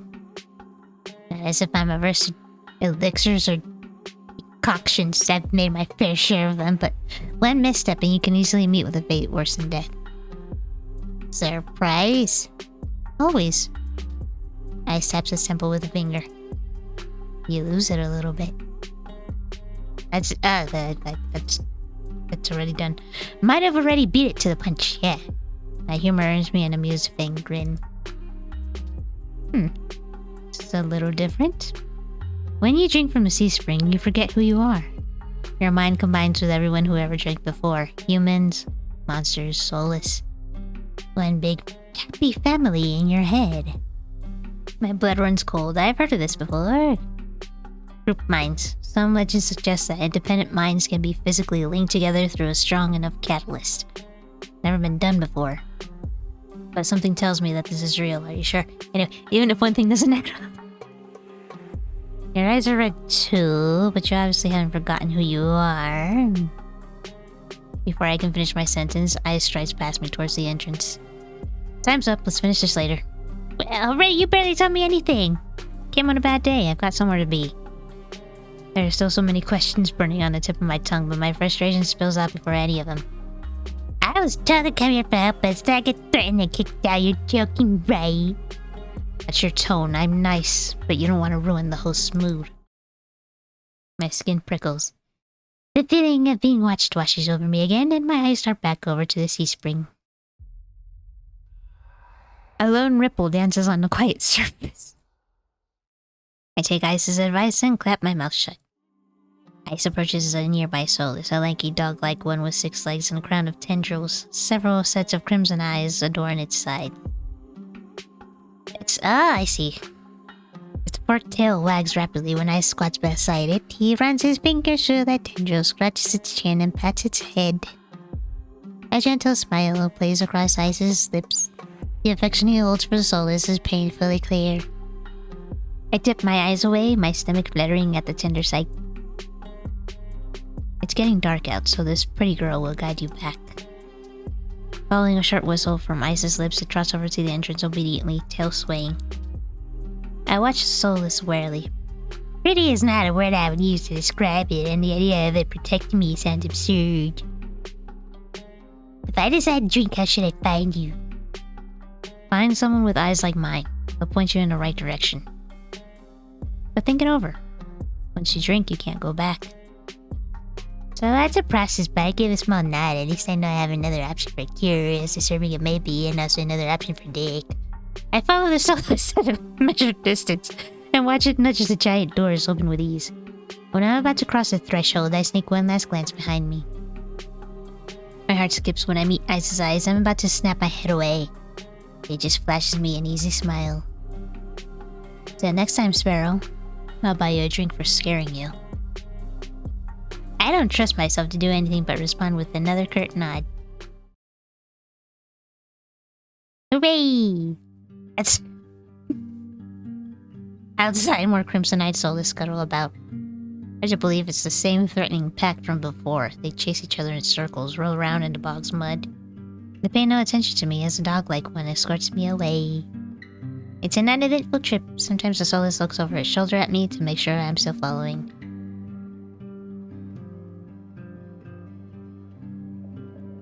Take a long time to get the fuck out of here. Dust darkens the sky by the time we reach the city. The Soulless sits and looks at me expectantly with familiar crimson eyes. I will pet you. As nervous as I am, I carefully glide my fingers through the Soulless' tendrils and scratch beneath its chin, just like I said. It pushes into my palm in response, rumbling with a sound akin to a purr. The vibrations are soothing, almost healing my fatigue. When it's satisfied, the Soulless spins around and scampers back into the direction we came, vanishing into the darkness. Barely my first day in Iridia, and I've already encountered so many things I thought were impossible. Yeah, tame Soulless being one of them. And an endless supply of dick! My head spins. My head spins. Maybe I should call it a day. Yeah, maybe. It's a good idea. Nightfall creeps across the streets of Iridia. The city, labyrinthine, even in daytime, has become a warren of treacherous alleyways. The streets are completely deserted. If I hadn't been here earlier, I would have thought this part of the city abandoned. I make my way through the winding streets, doing my best to keep my bearing towards the wet wick. I step slow when I hear rustling in the dark. I strain my ears, but everything is still. Is the silence playing tricks on me? Something is wrong. The fine hairs on the back of my neck prickle of frisson of discomfort running down my spine. Something is wrong. My eyes dart from one side of the street to the other, searching for movement, but the shadows are as deep and as dark as pools of ink, and I see nothing. I can't stay here. I need to reach a busier part of the city. Drawing my cloak tighter around my body, I hurry on my way. Though I keep my eyes sharp and listen intently, there's only the sound of my own footsteps. As the moments pass and nothing happens, I begin to wonder. Maybe I really did imagine that noise. I turn the next corner and my thoughts come screaming to a halt. My head spins, the world blurring as adrenaline rushes through my veins. Only one thing is clear amidst the haze. Ah, shit. The Soulless that attacked the caravan. It's crouched over a dark, indistinct shape. A body. A garland of intestines spills from pallid flesh. Blood grouts the cobblestones. For mercy! Soulless is too distracted by its meal to have noticed me. My feet feel as heavy as stones, but I can't just stand here. Holding my breath, I take a step backwards. When a wet slurping sounds from the bait, I take another. Then another. And another. Then a shard of glass crunches under my heel. The world seems to slow to a crawl as the Soulless raises its head, but dripping from its tendrils. Every single one of its sulphurous, bulging eyes fix unblinkingly on me. It's really here. It's come back for me. Run! I'm off like a shot, running for my life through the darkened streets. Behind me, a piercing bass splits the silence, and heavy footfalls pound after me. My heart thunders in my chest. I take turns at random, trying to lose it in a maze of streets, but I can't seem to shake it. I can hear its breathing now. A wet, pattering rasp brings closer and closer. Same claws that severed my arms swipe out. I duck, saved by fear reflex, and skid around a corner. I take 3 running strides before the bottom jumps out of my stomach. But a wall twice as high as me bars my way. A dead end. Well, shit. When I turn around, the Solus looms in the entry to the alleyway. It's no longer running.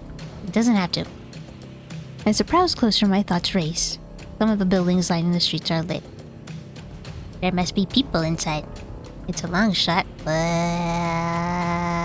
try the nearest door. I whirl, grabbing at the handle of the closest door. It turns completely, the hinges creaking as I push, and I feel a flash of hope before a weight hits the door from the other side and it slams shut. Aw, shit. The click of a lock turning, it's grimly finale.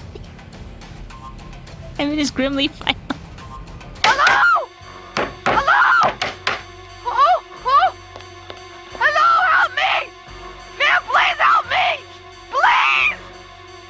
Can't you hear me? Oh, God! Oh! Oh no.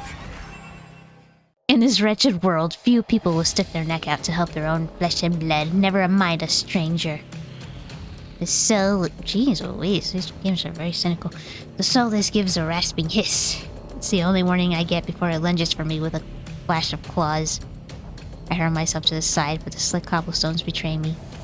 I fall sprawling over the rough stone. As the Solus looms over me, I scramble away from it until my back hits the wall. There's nowhere left to go. It descends on me for that kill. Here we go again. But the impact never comes. Oh. Never mind. Like, we always start at the crotch. Why?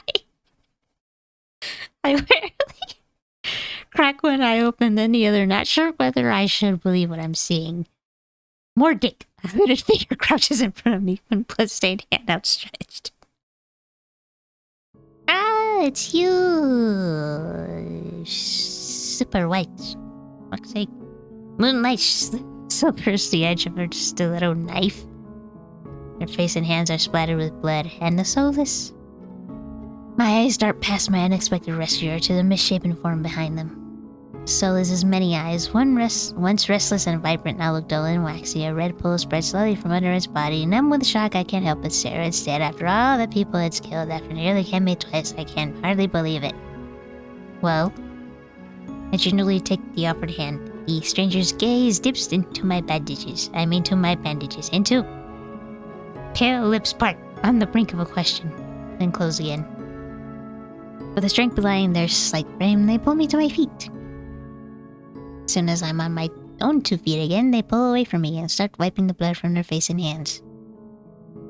Stay there.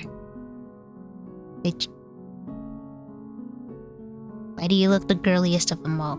They turn away from me stiffly, leaning over the Solus' gangly body with their back towards me. I realized that I saw their hooded silhouette at the cenobium. You're shorter than... What a bitch! You're shorter than I thought. Oh my gosh, don't be more unlikable than you already are, please. Okay, let's just... You were at the cenobium. I've seen you before. You were at the cenobium earlier, weren't you? They cast a worry look at me. Worry look at me. So what if I was? Okay, alright, well fuck you too then. You're short. Their harsh response takes me aback. Before I can formulate a response, they continue. What are you thinking traveling alone at night? This is far from the worst thing haunting Lowtown. I can't make heads or tails of them. First they saved me, and now they scold me. Okay, lesson learned. I can do without the lecture, though. To my surprise, I break eye contact. Their attention glides back to the Solus' corpse. They examine it with an inscrutable expression. I clear my throat to fill the silence. I'm a pathetic... What the fuck? Mission? Mission? Mean. Mission? Mihin. I'm just gonna call you Mihin. Suddenly, Mihin tenses. Her blade flashes as I drive it into the base of the soulless skull. Right between the cervical vertebrae. What the fuck did I almost just say? The soulless thrashes once, letting out a rattling hiss as the air leaves its lungs. Mihin leans on the blade, driving it deeper and deeper until there's a sickening crunch and the creature goes limp. Can I get laid now? My heart thuds in my chest. It must have been clinging to life by a thread. Mihin straightens up, withdrawing their blade in a single smooth motion. I like to see Leander again, please. Better to put wretched things like this out of their misery. They calmly clean the blood from their knife. They struck with surgical precision. Their quick, clean movements are familiar. Are you a scientist? Mihin stops mid-motion, lifting their head to stare at me. You know exactly where to strike. Have you studied anatomy or medicine? Not quite. Why is the soulless inside the city? Mihin looks at me, eyes searching before realization dawns. You're new here. There's no walls around the city.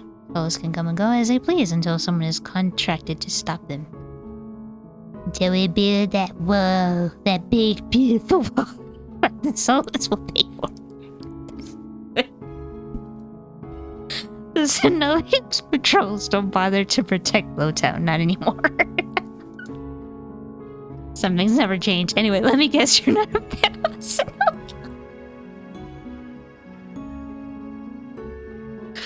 I'm sorry. You're not a fan of the Xenobian? I wouldn't go that far. Your brow abruptly furrows, and they sheathe their knife, motioning for me to follow them. Not safe here. The vultures can smell death. I already got a room. I'm not sure, and men. I'm not sure what they mean, but I don't want to stay lost in the city. I trail behind them as they stride down the street. If it's so dangerous, then why are you helping me? I came for the bounty on that soulless, and you were in the way. Not killing you isn't the same as helping you. Don't count on being so lucky again, or you'll be dead by sunrise. Okay, well, they're interestingly harsh. Okay. Yeah, I just need to find my lodgings. I hold my hands up, trying to forestall any more snippy comments. Alright, I get it. I'd love to get out of your way, but I'm sort of lost. I just need directions back to my lodgings. What makes you think I'll help you? You just did! Like... Gosh. Oh my gosh. Like, stop talking to me then. No. Nothing, but there's no harm in asking. That seems to catch them off guard. The brow knits and they look away, scowling. Not troublesome. Apathetic? I turn in surprise by the voice. Hey, Kiras! Walks down the street towards us. His white and gold clothing is pristine, despite the grime of the city. Still pretty cool. Pretty cool outfit. Loom. Hello, Mihin. I see that soulless was your work. Mihin shrugs. There's a familiarity to the way they regard each other. I didn't know you had friends, Mihin. You friendless bitch. I don't. Oh. Freelance work is dangerous, and Kiris is a doctor. That's all. Apathetic needs to get back to wherever she's staying before she wanders into the jaws of another soulless. It is late. Were you able to find a place to stay, Apathetic? I'm staying at the Wet Wick. With Leander. Both of her faces fall. What? Why? I see. Would you like a guide? It might be preferable to wandering about alleyways. That'd be nice. You can join. It's okay. With me. I was kinda fancy you and Leander anyway. Mihin clicks her tongue and sighs, sounding mightily put out. Yeah, I want put out for you. You can go fuck yourself. Fucking toothpick. I mean, not toothpick. Q-tip. Well, to be completely fair, both. Toothpick, Q-tip. Going to the Amaryllis district, that gaudy cesspit. Come, this way. Despite Mihin's clear distaste when Kiris leads me down the street, they keep pace with us. Catching my curious glance, Mihin's eyes narrow. It's not safe this late. I don't care about you, but Kiris is the only doctor worth a damn in this place. Are you like this with everyone? The deadpan look Miheen gives me isn't answer enough. I catch Kira's hiding a slight smile. I suppress a sigh and resign myself to having a grumpy shadow all the way back to the wet lake. Oh. So you like Kira's. Okay.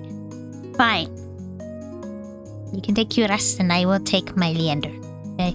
The route Kira's takes is completely different from my slow meandering earlier in the morning. I'll just take that demon guy then too. In no time at all, he cuts through darkened streets and twisting alleys. It seems like half the city has poured into the Amaryllis district's colorful streets. A lot. You said it was dead earlier. Laughter, clinking glasses, and music assault my ears from every direction. Yet the most noise still comes from the wet wick. Its doors hang wide open, lanterns lit. Here we are. Thank you. He moves towards the door and Miheen lets out an audible huff. Don't tell me you're going in. They have some quick business with Leander. And me. Fine, he still owes me for yesterday's work. They dragged their feet, reluctantly trailing me into the tavern.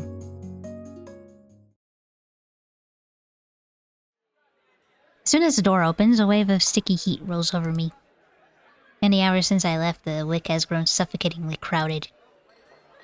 Kira stands out, easily a head taller than most. Even so, I nearly lose sight of him amid the sea of swarming bodies. Pardon me? The crowd parts as though answering his request. Kira glances over his shoulder and Miheen at me before gliding through. How can anyone breathe in here? Miheen follows Kira's at a clip pace. Leander, hey! This is right where I left him, although he's traded places with the bartender. He holds a pair of shot glasses filled to the brim with luminous green liquid. And now for the finishing touch. Flash of magic paints the glass. The glass is white with frost. You're never gonna guess what's in these. Leander slides the glasses across the bar, and I get my third and fourth shocks of the evening in rapid succession. I say, hey! Alright! Good, you're both here. Yes! I just need to get rid of Miheen and you, Ice, and Kiris, and me can go talk and stuff. Yeah. Ice leans against the bar and Upper propped up on the counter. He catches the glasses and lifts one to the light before turning it upside down. The contents magically congealed to stay firmly in place. You're supposed to make drinks, pretty boy. Don't tell me you've wasted already. Damn it.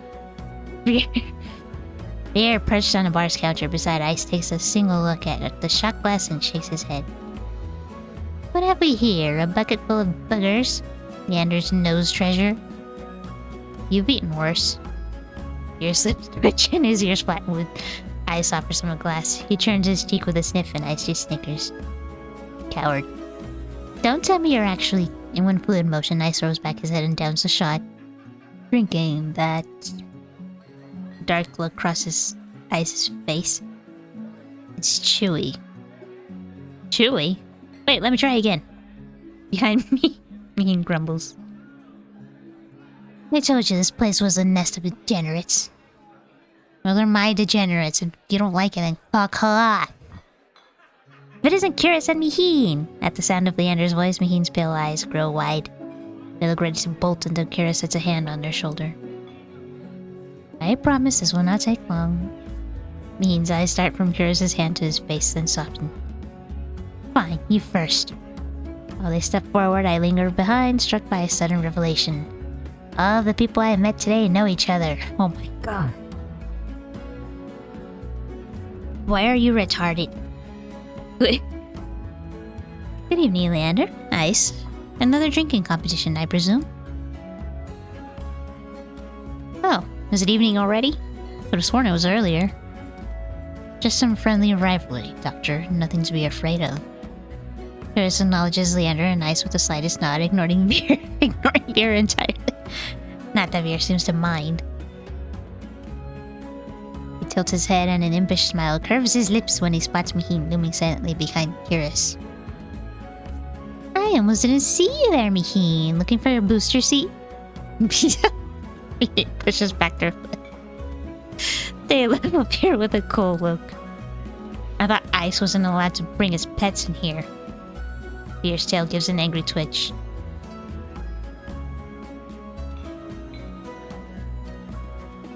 At the first sign of an impending fight, Leander vaults clear over the counter. He slides in between Ice and Curas. Now, let's try and keep the peace. It's not every day the esteemed doctor takes us up on a drink. His arm snakes around Curas' shoulders. You are finally taking me up on a drink, right, Curas? I am afraid not. We were merely escorting a pathetic back to our lodgings. Curas gestures in my direction. My stomach sinks. I reluctantly step into the light. Yeah, Leander. You're supposed to show me around my room. Show me around my room. As soon as he sees me, Leander's face brightens. Hey, pathetic, it's been too long. Everyone else is like pathetic. She's new to it already. I feel 5 pairs of eyes fixed onto me, and suddenly the bar feels suffocatingly small. My voice nearly catches in my throat. Hi again. Hi. Again? Wait, you've already met everyone? Yes. For some reason. Ice and Veer level me with subtly amused expressions. Veer's tail gives a lazy wag. We did. Not that long ago either. I'm starting to suspect she's stalking me. He looks far too pleased with himself when I roll my eyes. He's fun. This calls for drinks. What does everyone want? I want you! In an instant, all eyes turn to Leander, freeing me from the burden of attention. I still can't believe they all know each other. Watching them talk amongst themselves feels surreal. So we got my man, my other man, a femboy, and then a furry, and a demon boy.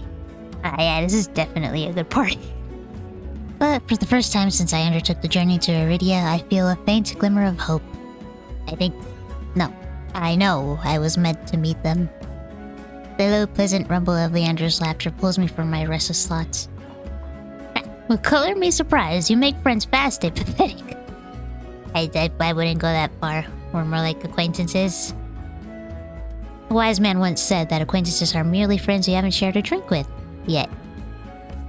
A wise man? You said that here last week. Well, he is sexy and wise, so what's your point? You tip. I can hear Mean's lip curl with distaste from across the bar. Leander clears his throat and continues unperturbed. Let's just say pathetic self. Care to join in, Doctor? Kyrus politely declines with a wave of his hand. How about you, Mean? No. Are you? No. A resounding pop pierces the din of the bar. We all turn in the direction of the noise. Veer looks almost bashful as he accepts an overflowing flute from the bartender. Poured from a bottle so old its label has been worn blank. You serve champagne here? Since when? Veer pauses in the middle of licking champagne foam from his fingers with a coy smile. You don't mind, do you? A transformation as impressive as his magic trick, the concern on Leander's face vanishes. He laughs softly. No, be my guest. I know you got expensive taste. Then he shoots the bartender a frantic look. Unbothered or uninterested in his company, Ice cants his head at me, a light smile on his lips. How about you, Sparrow? I did say I'd buy you a drink earlier. No, my treat. Ice regards Leander over the lip of his glass. In a dim light, the glint in his crimson eyes look downright dangerous. What'll it be, pathetic? You. And Demon Boy. And the Doctor. Yeah, pretty much you could do 3 in the middle. Please. Please. Please. I'm crazy here. I'll take that drink. That is you. I'll take you up on that drink as long as it's not one of those green shots. Don't knock them till you try them. They taste better than they look.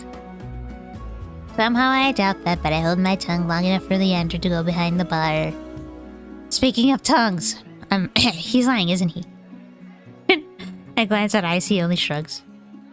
Like I said, they were chewy. Probably poisoned too. Considers his own drink a tumbler of amber-colored whiskey.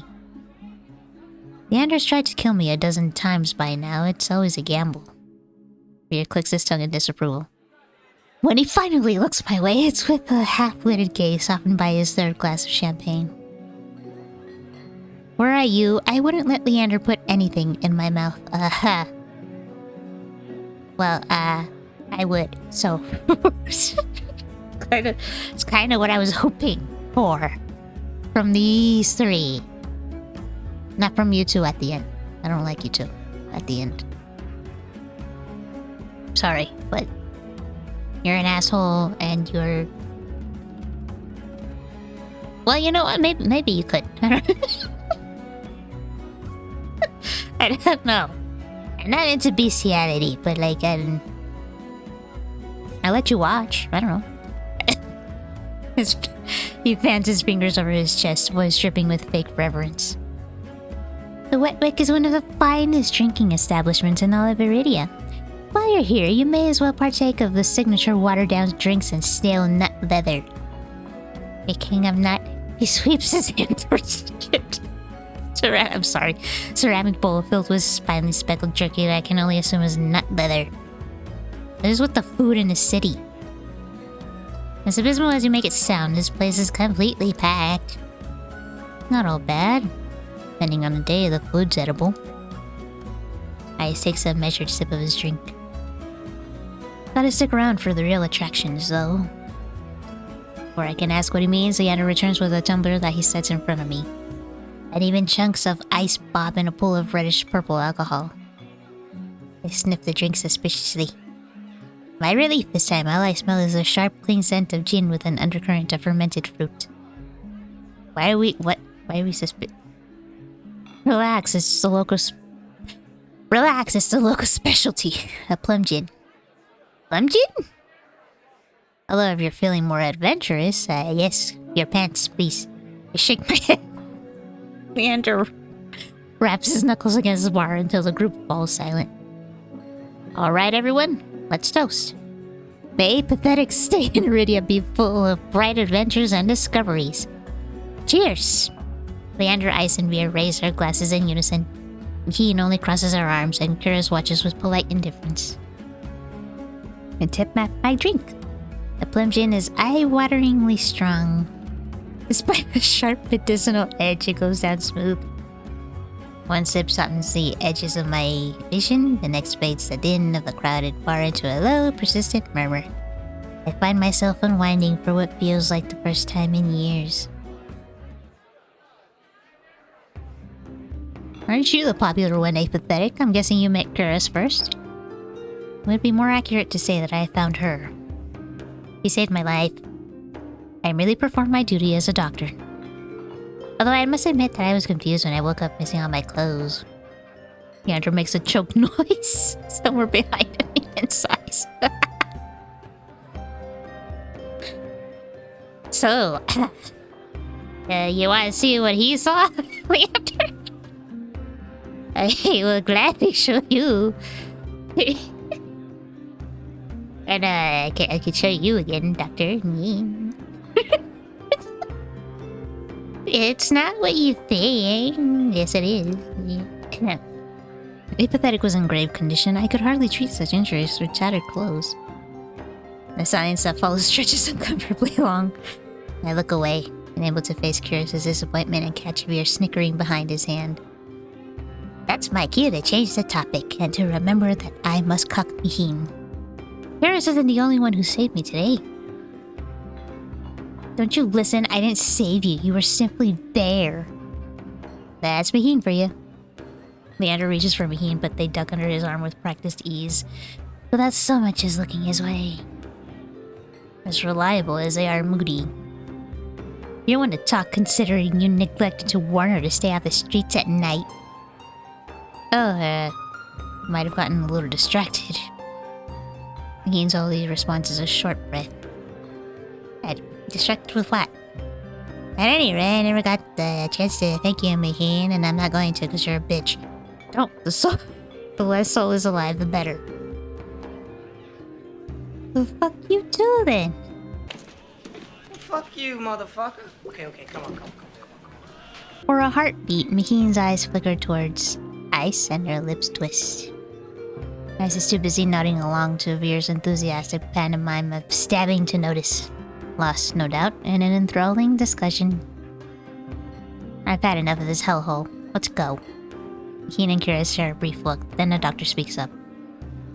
Very well, but there is something I must discuss with Leander. If you'll excuse us, say pathetic. Okay.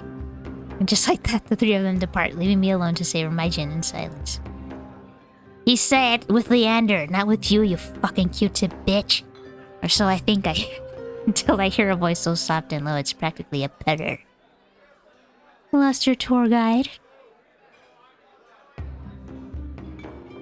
Hey. I turn to find Crimson and Blue eyes strained on me. It's not lost on me that they chose the instant the others left to strike. Just my luck. I like Demon Boy over here. But anyway, I had to be abandoned with the two most irritating people I've met all day. They're the most irritating people you met all day? What the hell do you think of Miheen? Miheen's a dick. Not in a good way. Monsters or not, there's no telling what I'll do if either of them push me again. Don't tell me Leander already snuck off to get his knob slobbered out back. Well, I was gonna do that, but like... this is taking a really long time. Like if it doesn't happen soon, like I'm gonna literally be apathetic to that. He's got business with Karis and Miheen. 2-on-1 business, Isn't he lucky? I can't tell if it's the champagne or the company, but Vera has grown noticeably more relaxed. He sits with his chin propped on the back of his hand. His ears twitch whenever a hiccup shakes his shoulders. Aw. Why are you so far away? Come join us. He pats the empty barstool beside Ice, but I hesitate. The smile of Veer wears a sweet and distinctly sly, and with drinks in the mix, I dread how he and Ice will mess with me next. We don't bite. Oh, but you can bite me, Demon Boy. Anyway, I'm not sure about that. Just hours ago, you tried to rob me and you threatened me. Me? Steal? Surely you must be mistaken. You sure it was me? Yes, it was you, and then you had to go to kick me out just so you could go drinking. He gives another one of his shrugs. That was only a simpler answer than I expected. But I guess I can't fault him for that. Veer suddenly slumps forward, gossamer sleeves pulling where he rests his elbows on his knees. Did I say that right? I sets his hand on Veer's waist, narrowly preventing him from tipping off the counter. How about we start fresh, Begin with proper introductions, get off on the right foot and whatnot. I'll start. The name's Veer, Hunter Extraordinaire. Veer's right hand flutters to his chest and he bows his head, flinching when his hair falls into his eyes. Ice doesn't say anything, so I suppose it's my turn now.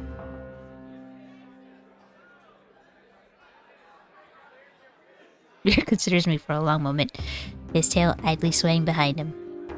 Then he knocks back the rest of his champagne. It's a pleasure to formally meet you, apathetic. He says my name slowly and deliberately, savoring every syllable. A tingle jumps down my spine. I quickly turn my gaze away. I smirks at my reaction over the rim of his glass. Oh my gosh! Hey, why am I gonna threesome you two first? I kind of wanted the doctor and Leander first. Is something funny? No. I open my mouth and close it just as quickly. They want me to react, throwing me into another ridiculous game. With the rather sharp cat-like eyes keep me on edge, as totally the eyes, not their wit, and... I mean, something about this tension is fun. It must be the gin. Yes, totally. Not that we're, it's not... The name of the game is TouchStarved. A flash of white over Isa's shoulder catches my eye. Across the bar, Kira's heads for the door. I don't see Leander or McKean, but it feels wrong to let him leave without saying goodbye. I'll be back. Beer hums and wags his fingers at me as I leave. You sassy bitch. I slip through the crowd, careful not to touch anyone. But just as I'm nearing Kira's...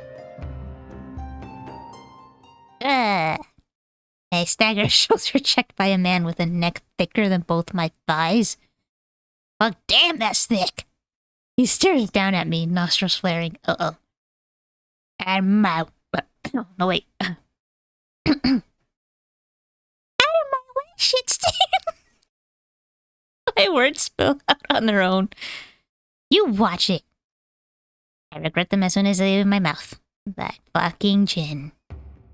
The roughneck wheels around, shoving a bloodhound out of the way so he can close in on me. What did you say?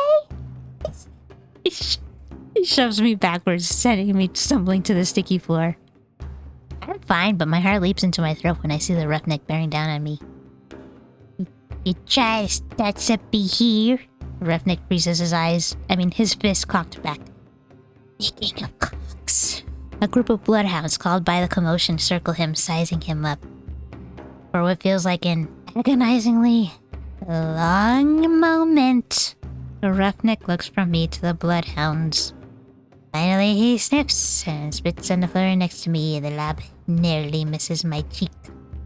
Screw it! Too many freaks in the circus tonight! He turns his back on me and comes face to face with Ice. A dangerous smile spreads across his face. You'll do. What happens next is a blur. Ice's fist crashes into the roughneck's jaw, causing an eruption of gasps, shouts, and even cheers around us. And a geyser in my pants. I scramble to my feet, right as the frantic crowd swarms around me, cutting off my sight of everything and everyone. Through the ruckus, I hear Leander shouting, Hey, Ice, take it outside! Ignore them, everyone! Look, drinks are on me! With those 4 words, the wick erupts with hoots and hollers. The ring around me disperses as bloodhounds and onlookers rush towards the bar. Through the thinning crowd, I catch glimpses of familiar faces. Ice vanishes out the back, dragging the roughneck behind him. No, come back! Kara's fingers near the door, searching. I suspect for any wounded before he departs. Maheen draws her hood up tight as they slip out a side door. While Vera leans over the counter to swipe a glass of wine from behind the bar. And Leander, seated at the opposite end of the bar, gestures dramatically and apologetically at the bartender. In the space of a heartbeat, I realize that there's no telling when or if I'll see any of them ever again. No, I came to get laid! Whoever I pursue may be the last person I get to speak to tonight. I follow. Okay, so Leander is my first choice. I am in love. And then the second choice, I'm leaning towards Ice. And then Kiras. And then Beer. And Maheen is not anywhere near there. You suck. Yeah, let's do it first. For the second time today, I find myself squeezing through a crowd to reach Leander. As soon as he sees me, his easy smile fades. Are you alright, apathetic? I'm not sure. I'm not used to someone looking at me with such earnest concern. I've been through worse today. From the sounds of it, you've had quite the day. How are you holding up? Could be better. I would like your penis, please. Not bad considering I've been threatened, robbed, and come close to dying too many times to count. I should have known not to let you out of my sight. How about the next time you want to see the city, I come along. I can be your personal guide. You can be my guide into your pants. You've already helped me more than enough. Leander signals for the bartender. I'm parched. Do you want anything? Have another drink. Yeah. Something strong and simple. Adventurous, aren't you? I'm gonna have to keep an eye on you. course, you'll also need to keep an eye on me. I lost how many I've had. Damn it! I can't sex you anymore. Damn it! Can you, like, be sober the next night and we can try this again, please? Once he's ordered, Leander turns back to me. Did you at least get to try any good food? I had these fried dough sticks from a vendor near here. As soon as I begin describing my meal, his eyes brighten with recognition. Long lads from Wen's stall? You got to try them without porridge? I mean, you've got to try them with porridge. There's another stall about a block away with these rosewater rice flour cakes. Huh. Take one bite and you'll think you've been transported to some high-town patisserie. Stop using words I don't know. Then bam! You open your eyes and it's the same trash-lined sheet as always. When he laughs, his hair falls over his eyes. He shakes his head and pushes it back. It's so cute. I'll show you sometime if you decide to stick around Lowtown, that is. The Iridia Leander describes is far different from the one I've experienced, but if you live anywhere long enough, I suppose it becomes home. It seems like I'll be here for a while, and maybe I'll take you up on that. The bartender returns with a pair of glasses and pushes them our way. Cheers. Leander clinks his glass against mine. You know what else you can clink against mine? I take a deep sip of the malty drink ale, savoring its flavor. It was surprising finding out that you all know each other. It's really not, though. They live in the city. Whatever. I don't think it's that big. But at the city. I mean, I think you're fine. I think. Can I see? I didn't think Iridia would be so small. Do you know how many times I've tried getting them all in one place? It's impossible. Like trying to herd a bunch of soulless. I take it you know them well. Depends. Was there anyone you're curious about in particular? I do want to cuck Meen. I guess curious is like their guy. What? Egg? No, my second choice is, I guess it's Ice. Ice, baby. So you're friends with Ice. I've been for a while, but he's rarely in town. Where'd you run into him? Busy, Spring. Leander chokes on his drink. He coughs violently into his fist before giving me a surprised look. You went all the way out there? How'd he treat you? He was upfront. He was honest. He told me about the Sea Spring's power and how it comes with a heavy price. Losing your mind, becoming one of his funny, brainless pets. He sighs, pausing before he speaks again. Does that sound worth it to you, apathetic? Well, not anymore, now that I found you. The only pets he has are soulless. Yeah, I know, I didn't mean it like that. Ice has my respect and takes care of his own. For a moment, Leander stares deep into the bottom of his glass. When he looks up again, the circles under his eyes seem even deeper than usual. All those red-eyed minions creep me out. Can we talk about something else, or someone else, rather? Sure. How about you? Let's talk about you and me. But you haven't shown me my room yet. When will you show me my room? Anyway, okay, fine. Curious, I guess. You and Curious work together. Occasionally. Did the mysterious, competent doctor catch your eye? No, but you did. He came across as cold. I get the impression he's a bit cold. Leander nods. A doctor with his level of expertise and perfect service? Impossible. He never warns you if something's gonna sting, and he's stingy with pain he's stingy. Fuck damn it! He never warns you if something's gonna sting, and he's stingy with the pain medicine too. But at least he treats everyone the same. That's something, I suppose. Okay, Veer, I guess. What do you know about Veer? Leander shakes his head slowly, his expression grave. Veer. A living example of the Cenobium's cruelty. Most days they keep him on a short leash. I'm surprised you ran into him. So, tell me, what'd you make of him? He's rude. But sassy. Is he always so rude? Leander snorts, but a smile tugs at his lips. To everyone but Ice. If you're ever nice to you, you should take that as your hint to run. Why would the what the fuck? Cenobium let someone so dangerous hang around in bars? Well, as he gets his job done, they don't care. And I mean, I don't mind having him around. He can be fun, and he's got a real presence. What exactly does that mean? Leander shrugs and laughs under his breath. Nice to look at. Mouthy, but his tongue's the least dangerous part of him. Oh. You, I mean, that's fine. Like I said, he can watch. Okay, I don't care about Mahim. That about covers it. Yeah. Aren't you tired of standing? Let's find you somewhere to sit. Why don't we find somewhere where I can lie down and then you can lie down on top of me? Leander pushes away from the bar, beckoning me to follow him. Finally! He leads me to a small booth hidden in a nook of the bar. A pair of bloodhounds notice him and immediately leap to their feet, offering their seats to us. As I slide into the booth, a web of graffiti scratched into the booth's tabletop catches my eye. Deepest grooves from the outline of the dog from Leander's posters.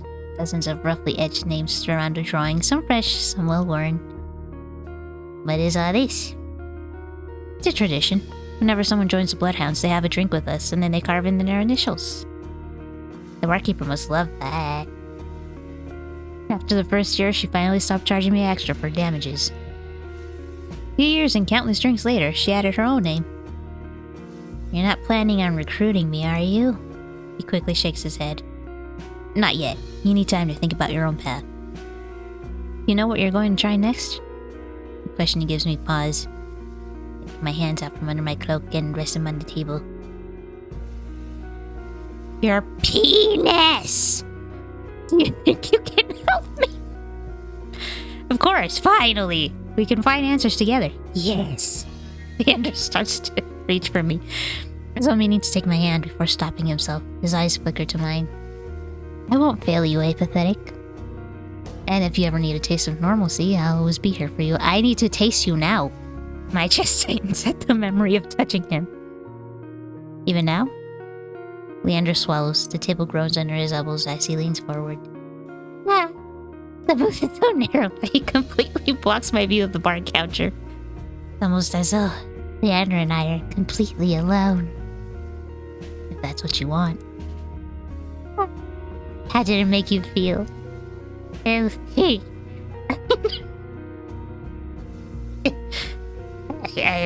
haven't stopped feeling it since. It was warm. Exciting. Make me squeeze my legs together. I don't know how to describe it. Leander rests his right hand on the table. He looks at me, smiling when I place my hand in his. Slowly, he begins unwinding the bandages, stopping every so often to glance at me. As my skin becomes visible, I cast a nervous glance around the bar. But as far as I can see, no one is paying us any attention. Leander squeezes my hand gently. No one will notice. He'd pull us back, raising his hand to his mouth so he took his glove off with his teeth. Don't do it. Don't do it. The muscles in his forearm tighten as he flexes his fingers. Our eyes meet and Leander offers his hand again. There you go. Hand holding on demand. A lip pours in my throat. I'm certain Leander sees it in my face. A flicker of desperation.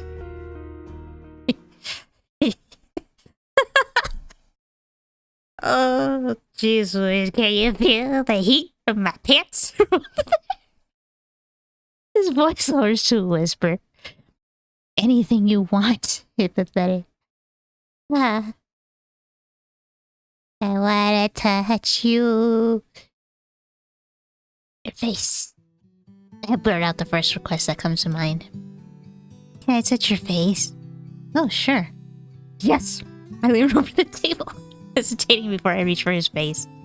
When my fingers graze his jaw, Leander laughs softly. That tickles. It's fine. You can just...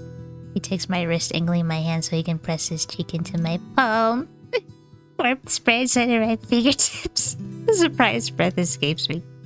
Gently, I run my thumb down the ridge of the scar on his cheek, and he shudders, his earring jingling against my knuckles, and suddenly my reading gets better. What the fuck? You're getting awfully bold.